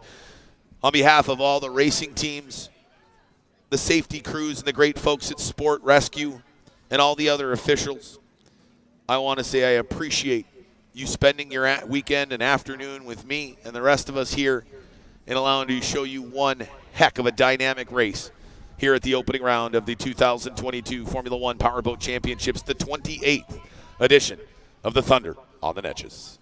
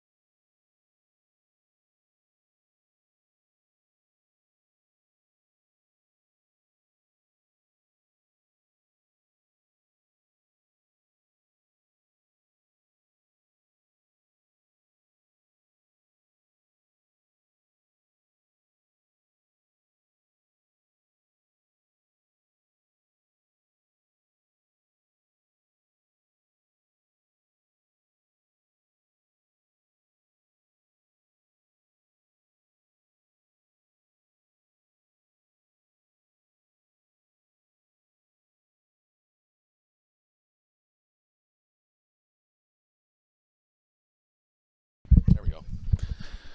All right, race fans, make your way down in the hot pits just outside the ramp. We've got our award ceremony going on. Everybody in the pits, make your way down to the awards presentation ceremony just outside race control headquarters, right off the ramp here down in the hot pits. We've got the fences down.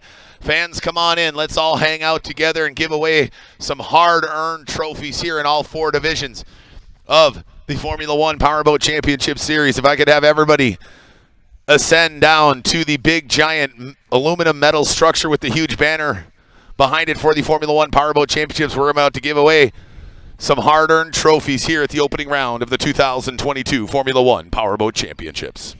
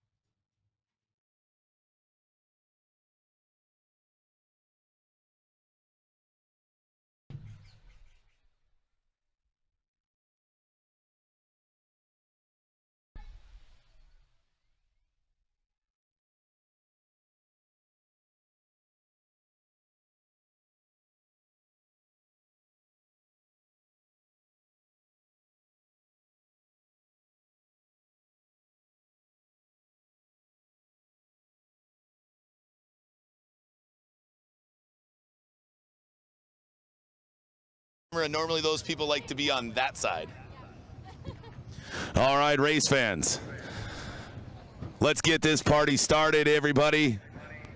And let's get down here to the award ceremony. If we could have all drivers, teams, support crew, fans, anybody here in Port Neches want to make their way down, come on down and hang out with us, everybody, and make your way down here over to the award ceremony. We're going to give away some hard-earned hardware and trophies here at the opening round of the 2022 Formula One Powerboat Championships. What a great weekend of racing it was. We had a lot of clean racing, an unbelievable weekend of weather. And we saw some past champions bring home the hardware again. We saw some new winners for the first time here in Port Neches. And another great weekend to kick off the 2022 racing season. We take a quick recap and look back through all of our winners here this weekend in the J Hydro class. We had some trials and tribulations of all drivers, and they fought through them and were able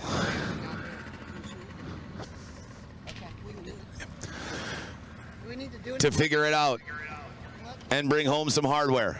We had some new winners, traveled all the way from northern Minnesota or northern Michigan down here to southeastern Texas with a promise that he was going to come home with a checkered flag in hand, and he did just that. Our reigning champion in one class started off 2022 where he finished 2021. The man with a little extra oomph in the tank here, fighting for his late owner and late sponsor. Went wire to wire. What a weekend it was here in Port Neches, Texas.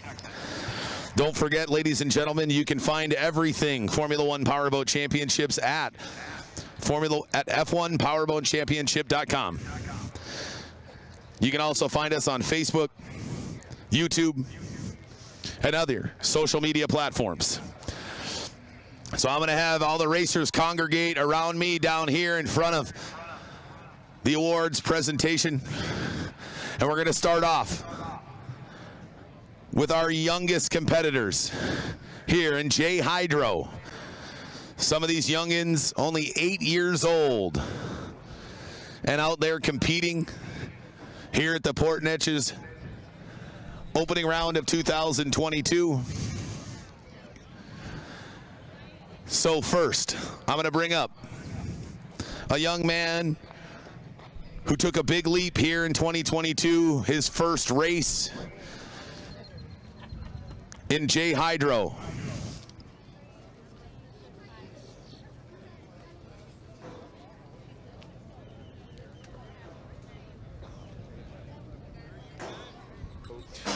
In third position, number 5, Carter Hofer.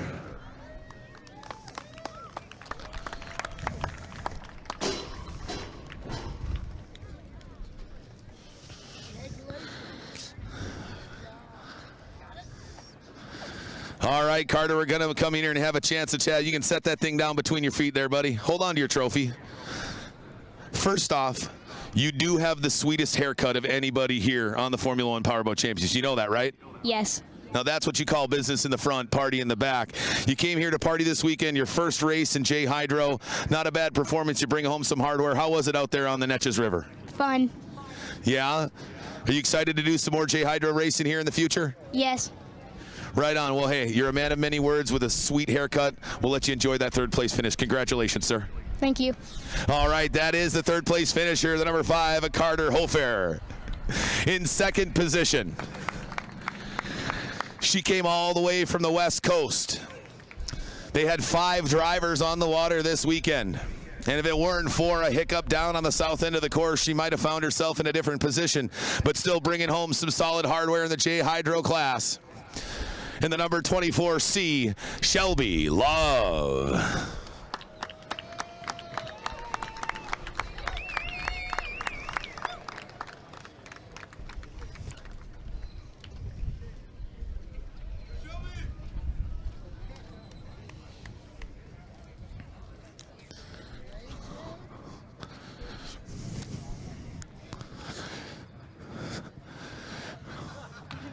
All right, I'm going to slide here on this side of you, Shelby. There we go. Well, hey, it's been a little bit of a longer road for you here in J Hydro. You've got a few more races under your belt, and you're continuing to improve every weekend. It looked like outside of one little hiccup there, you might have run away with that thing, but I guess what do they say? That's boat racing, right? Yeah, that's true. Just kind of curved a little too much, and he got on the outside. But he's still bringing some hardware back to California, and last I checked, I don't believe any of the big boat drivers brought any home hardware, but you are, right? Garrett did over there. Oh, okay. But hey, Dad's not bringing home hardware, and you are. That's a good weekend for Shelby Love, am I right? Mm-hmm. Right on. Well, hey, let's hear a big round of applause. Your second place finisher in J Hydro, the 24C, a Shelby Love.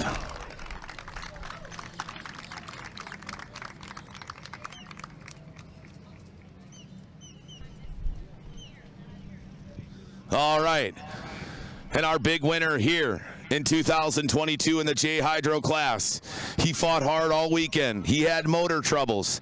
He almost blew it over twice in one heat on Saturday. But he knuckled down and brings home the top spot on the podium here in J Hydro. Out of Thibodaux, Louisiana, running for Ameristar Roofing. The number 03 of Austin Terry.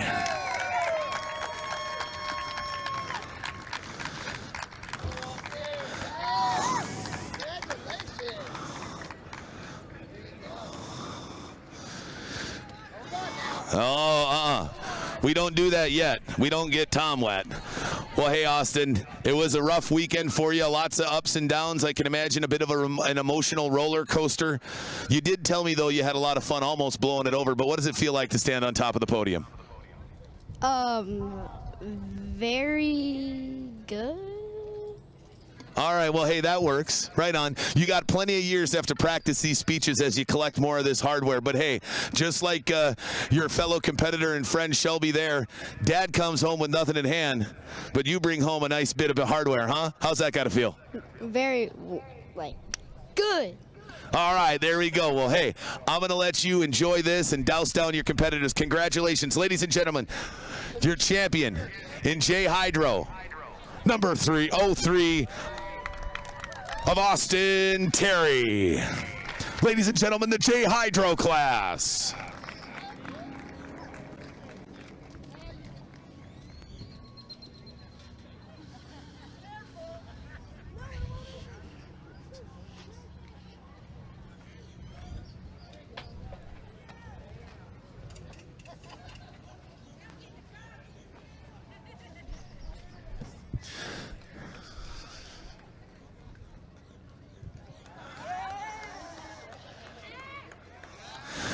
And as is customary in the American Powerboat Association, when you take your first championship, you will get thrown in the body of water that you just won. What a great event, and what a great feeling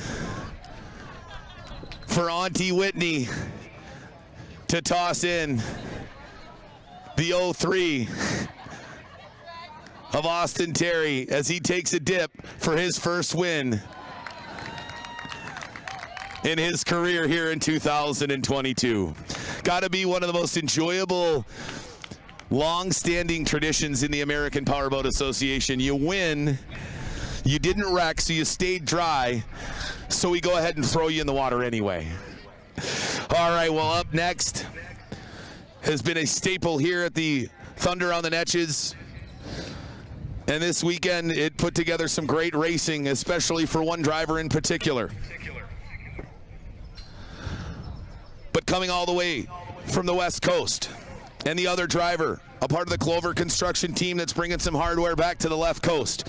In third position in Formula Lights, number 24, Mr. Jared Wallach.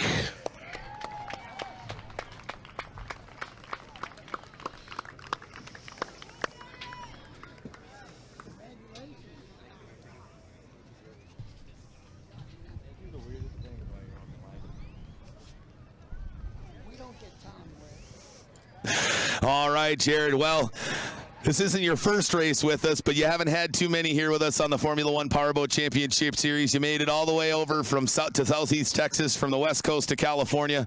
Got to feel good to be making that long trek back with some hardware in hand. I'm not sure what to do with my hands right now. If I just keep them up or the boat felt good. Felt like I was on a spaceship. Well, it was some sort of spaceship there. You were out there rocking and rolling. I know that's a boat that you don't necessarily have a ton of seat time in, but you jumped in. You put the Clover construction team on the podium once again. It's got to feel good to bring some hardware home. Congratulations, sir. Thank you, thank you. Thank you, Spencer Love. Thank you, Team Clover. Everyone for making this happen. I don't know why you keep me around, but I appreciate you. I'm grateful. Thank you all. All right, ladies and gentlemen, another round of applause. Your third place finisher, number 24 of Jared Wallach.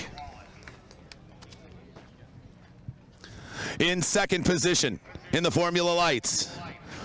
I used to call him the Miami Madman. I can't do that anymore because he doesn't live in Miami. What we call him, the Tampa Terror. There we go. That's going to stick right there. He runs for Mike Scott Plumbing. He came all the way here from Central Florida and bringing some hardware back to add to the case. In second position in the Formula Lights, number 21, Jose Mentana Jr.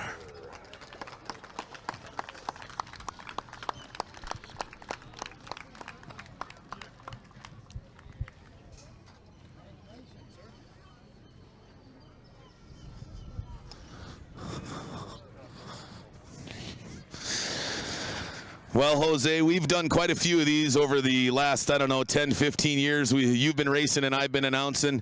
It's always enjoyable when I get a chance to chat with you with some hardware in hand. I know didn't get off the dock like you wanted really all weekend long, but you fought hard, and that top-end speed and that mid-range allowed you to stay out in second, and you kept the leader in your purview, but you just couldn't quite catch him. But, hey, you held off the 24 of Jared Wallach, who was on your tail all afternoon. It was a tough weekend, but you get to bring some hardware back to Florida. It's got to feel good. Yeah, it's a good result. We were a second-place boat, and that's where we finished, so it's a good day. Mark, it's just a class act and a hell of a racer.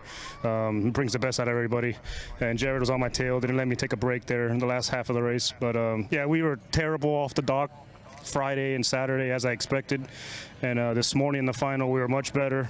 We're getting there off the line. But thanks to my dad and crew, Steve, my brother, everybody back at home, and Mike Scott Plumbing for everything. And thank you to Timmy and John and F1 Championship for Port Neches. And looking for the next one.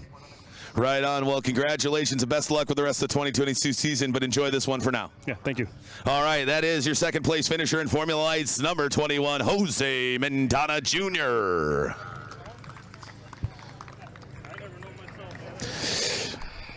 Your champion in Formula Lights had a little extra oomph behind him here this weekend, and he used it every time he got on the course.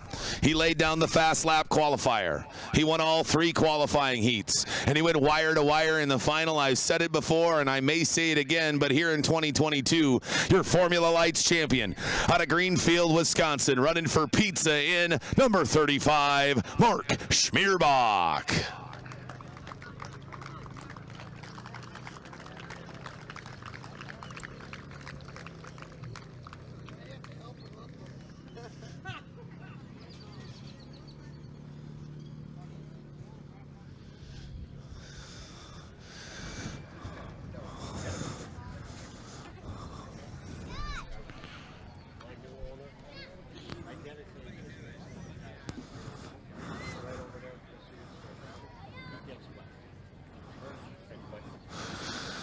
All righty, sir. Well, how about we do this right here in the middle where the first place is, right? You earned it. You fought hard all weekend. I don't want to take anything away from you. Well, Mark, we spent a lot of FaceTime together here this weekend because you just couldn't stop winning every time you got on the water. Have you ever had a more complete weekend than you did here in 2022 at the Port Neches? I can't remember, age does that to you. Can't remember when, but I'll tell you what, I had special motivation for it, for my team. And especially my longest sponsor that's been involved with me was the Pizza Inn and Gerald over there at Pizza Inn. Well, it had to feel good this weekend. You're bringing some more hardware back to Wisconsin with you. Maybe it makes a pit stop out at Pizza Inn, and you put together a nice display for your unbelievable sponsor. I know you lost one of your team owners as well this past off season, and was so sorry to hear that you lost some great people in your life, but glad you could carry them with you in spirit and bring home the hardware and the top spot on the podium here in Formula Lights. Well, I just want to thank a lot of people, the crew, Port Neches itself, the race committee, but the two guys behind me. Jared's going to be an up-and-comer, and Jose, gosh dang, every time I look in the rearview mirror, he's still there. And I'm sitting there going, I'm running out of breath, please, you know. And just a whole great group of Formula Lights driver. Well, congratulations, sir. We'll let you enjoy this one. Hop up on that podium. Well-deserved. Congratulations again. Thank you very much. Ladies and gentlemen, your champion in Formula Lights, number 35, Mr. Mark Schmierbach.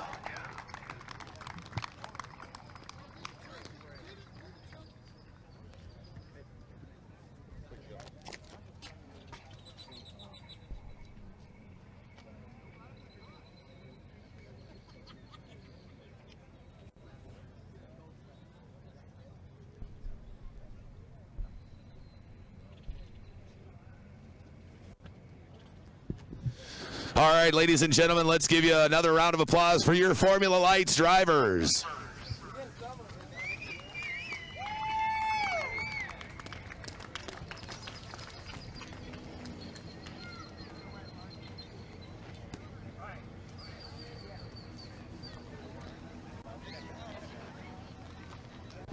All right, and now the fan favorite class here at the Port Neches Riverfest and almost everywhere we go across the United States. We call them bumper boats at 65 miles an hour, and it is one doozy of a class.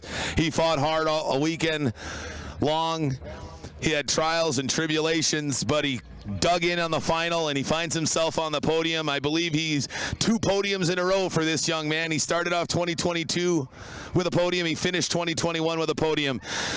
Your third place finisher here in the Texas Tri-Hull Division, number 88, Mr. Josh Wells.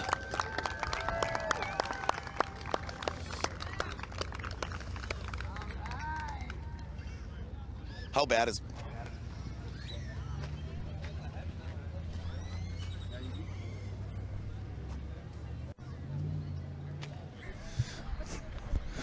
All right, Josh. Well, hey, this is becoming a regular thing, huh, my man? This is 2 races in a row we got to check because you're bringing some hardware home. Feeling good? Yeah, very good. Port Neches is tough. There is a lot of heavy competition, and that's a heavy trophy. I like that. But that's real metal right there, baby. Well, hey, let's talk about the weekend, right? You had some ups and some downs. There were some heats where it didn't look too good. You know, you get hook or roller here and there in Tri-Hull, and it can totally change your outcome in a race. What did you do to make sure you ended up here on the podium at the end of the final? I was trying some different motor heights, and that didn't work. So I just put it back to what worked in Baytown. That was it. All right, a man, a few words, who enjoys himself some hardware because he's got it, done it now 2 races in a row. Josh, get up there. Congratulations, sir. All right. Thank you. Finishing in 3rd place, another round of applause, ladies and gentlemen, number 88, Mr. Josh Wells.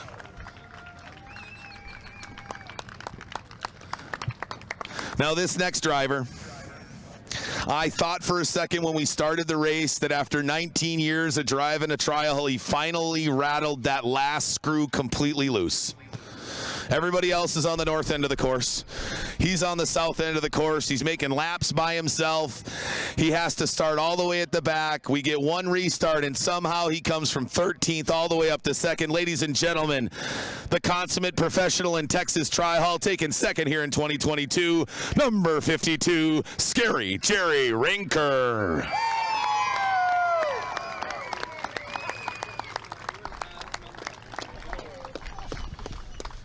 Come on, Jerry, let's make it over here. Now, I don't know if we're going to have enough time to go through all the details as to why you decided to make extra laps and ended up at the wrong end of the course at the start. But how did you... Now wait, I could explain to you that everybody else was screwed up. I was supposed to start down there, and I went down there and waited. Where the heck was everybody? Okay, go ahead. All right, well, hey, that obviously started off the race on the wrong foot. You had to go all the way to the back of the pack. There was the restart there after the barrel roll on the front stretch, but let's talk a little bit about what you did to drive that thing all the way back from 13th to 2nd place. Man, I tell you what, I don't know how I got up there. I was so confused. I didn't get my head straight till 1 lap to go. I didn't know where I was at, where I was running. Well, that guy over there was beating the heck out of my boat. It just happened. It just happens. You're scared out there. Your body's aching. And all I could do was step on the gas and hurry and get back to the trailer. Well, you hurried up real quick. One thing on a side note, what does it feel to be the man at the top of the family when you've got multiple generations and now 6 rinkers? For the first time ever, one family brings 6 drivers to a series race and all compete throughout the weekend. It's got to feel pretty good to be a rinker right now. It's actually pretty cool. We got a neat family and a bunch of good boat racers and a couple young guys that are coming on. The only problem is they might as well forget getting my props. They're going to get their own. That's it. By the way, I want to thank the Gregory Law Firm for sponsoring us, McLean Trailer, and who else, Chris? Whoever. And thanks for letting us come here again. This place is really outstanding. I still think it's really the best race in the country, the way it's set up and everything. All right, well, let's hop up on that box and enjoy that hardware, sir. Congratulations, another hard-fought second-place finish. There's no hopping. Ladies and gentlemen, one more time, let me hear you hoot and holler for the man, the myth, the legend, Jerry Rinker.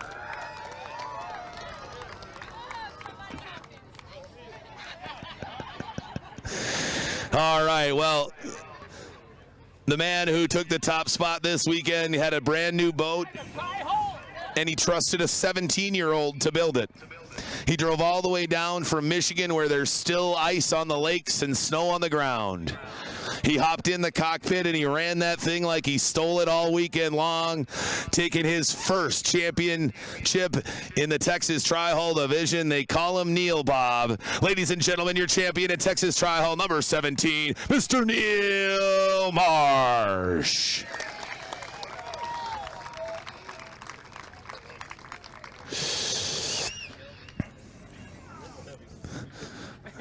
Yeah, we'll put that down because I got to get out of here quick because they're going to hose you down, man. Right. Hey, we had a chance to chat after you won. I know you've probably calmed down a little bit. You were pretty excited. You know, first, what does it feel to bring home that first place trophy here in the Texas Tri-Hull for you and your team? Oh, it's just incredible. The competition out here was awesome. That boat, I mean, it's unbelievable. You could put it anywhere. The thing had a lot of power. Got through the corners great. It's pretty cool. Pretty neat. Yeah, now you get to drag that thing back home and keep a promise you made to your wife and kids. Got to feel pretty cool to go in and say, hey, Dad's coming back with a checkered flag in hand, and to pull it off. Yeah, it is. It is. It'll be special. They like to see a checkered flag in it and a nice trophy there. It'd be cool. Right on. Well, hey, I'm going to let you hop up there and enjoy this one. Ladies and gentlemen, your champion in Texas Tri-Hull, number 17, Mr. Neil Marsh.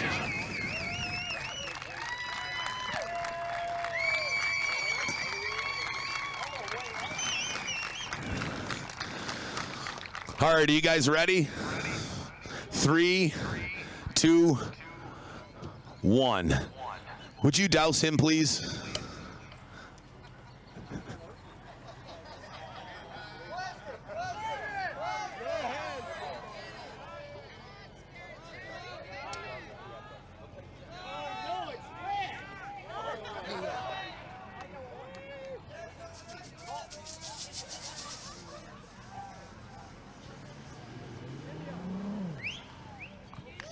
All right, I want to make one quick note before we move on. Ladies and gentlemen, your Texas Tri-Hulls.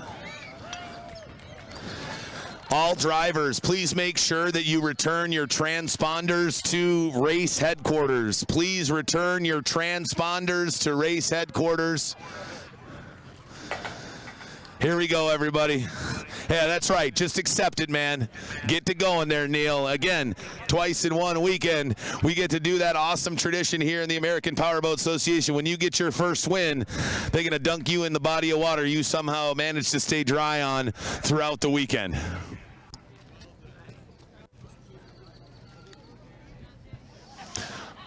Again, drivers, make sure you return your transponders to race headquarters before you leave here this weekend. And you can see fellow competitors, John Ottinger, giving him the toss into the Neches River. They pick him up by his side and by his legs, and they're going to chuck him in the river. 2, 3. There we go. All right.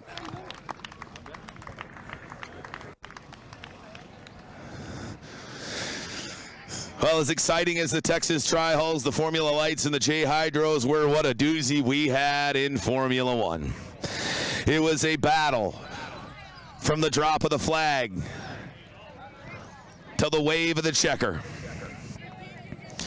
And this man once again proved that even after a year off, he can jump back in, dust off the rust, and bring some hardware back to Siesta Key. He's one half of the Rinker's Boat World, Rinker Products and Services Racing Team. He is a past Formula One Powerboat champion, and he's here on the podium again in 2022, taking third in the Formula One final. Number 20, Mr. Ashton, the Golden Boy Rinker.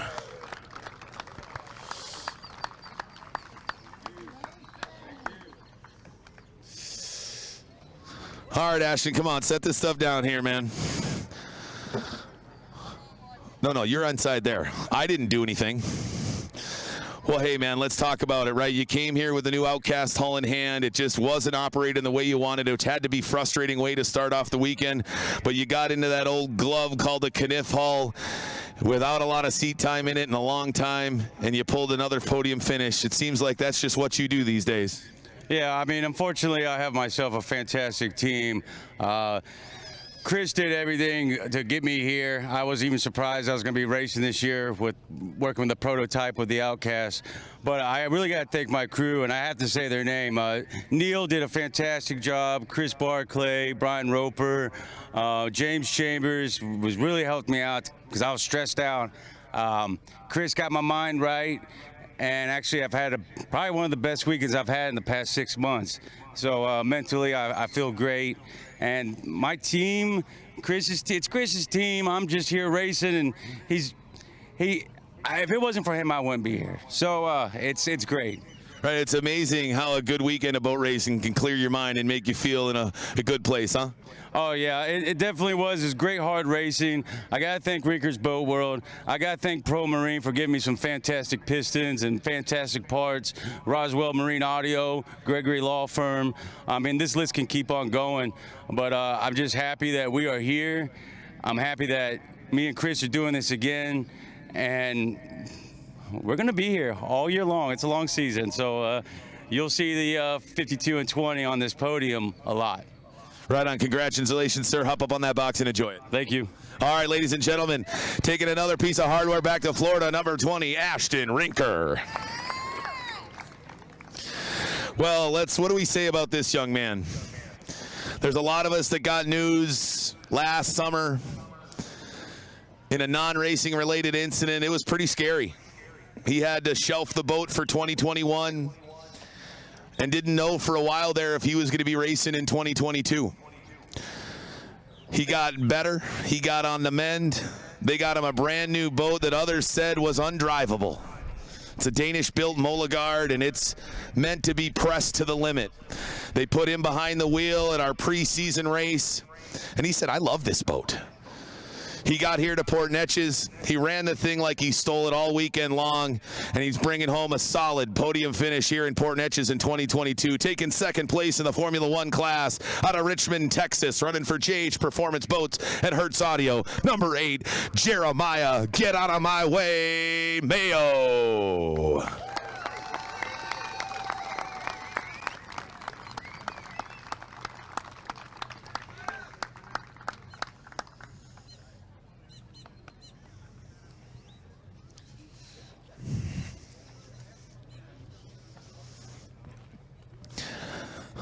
All right, Jeremiah. Boy, it's got to feel good to have some trophy in hand, especially considering that's what, only the second race in that boat? Yeah, it feels amazing, especially just to be back and be around with all my boat racing family. It's awesome just to be back here. Yeah, no, we had a chance to chat right after the race. It seems like this trophy could have been very fleeting considering the condition of your boat at the end of the race there. You lost the bottom of your skeg on your gear case. You lost one prop ear. You bent 2 others. How'd you keep that thing on the water the last 5 minutes? and honestly, it was a job. It was hard to do. I came over the radio, talked to my crew chief, Mike Schubert, and said, something is wrong, like bad wrong. And he goes, well, pull off if you need to. I was, no, I think I'm just going to drive through this one. Well, hey, at that point, you either drive it till you wreck it or you drive it till you get on the podium, and it looks like you've pulled off the better one of the two there today. Yeah, it ended up well for us. Well, a great way to start off the season. You collected some valuable points as you fight all season long for the season championship. And you can't finish at the end of the season first if you don't spend a lot of time on the podium, and you got another one here in Port Neches. Congratulations, young man. Thank you. Ladies and gentlemen, your second place finish here in Formula One, number 8, Jeremiah Mayo.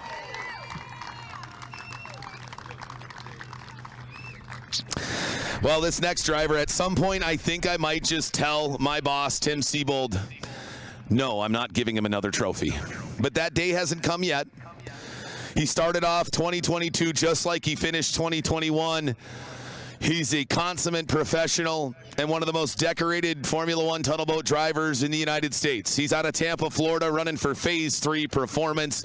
Ladies and gentlemen, your champion at the opening round of 2022 here in Port Neches, Texas, number 10, Mr. Terry Rinker.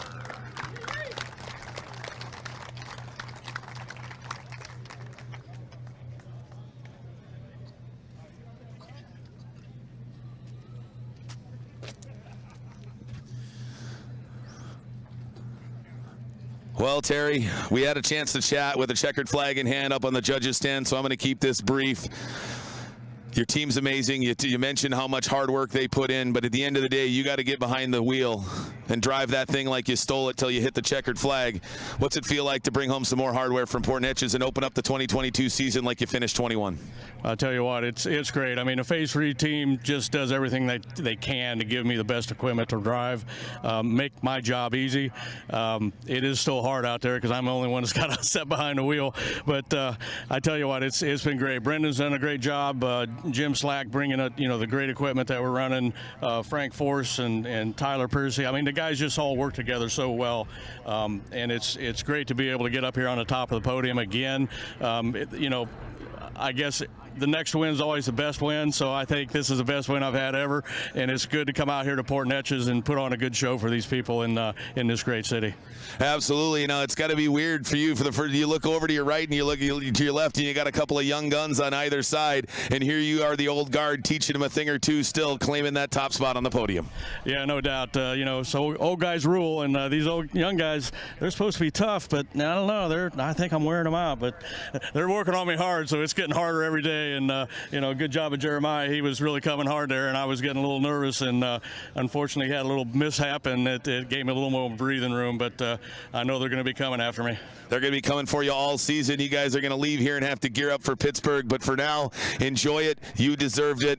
Congratulations. Thanks a lot. Ladies and gentlemen, your champion here at the opening round of 2022 in the Thunder on the Neches, number 10, Mr. Terry Rinker. And the entire Formula One podium.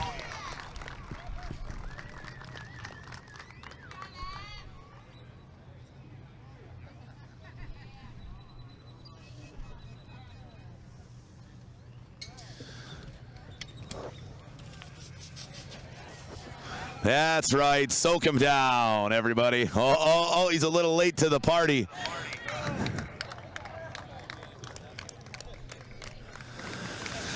All right, don't forget, drivers, make sure you return your transponders for fans wherever you are across the world joining us with our live broadcast. We appreciate you hanging out with us all weekend long.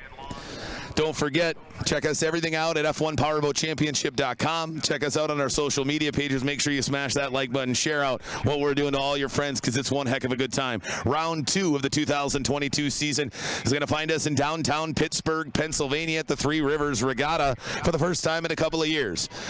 So wherever you are, book your calendars for late July. We're going to be hanging out in beautiful downtown Pittsburgh. But as far as it goes here in Port Neches, what an amazing first round it was. I appreciate everybody hanging out with me all weekend long, and thank you very much. Drive home safe, God bless, and we'll see you in Pittsburgh.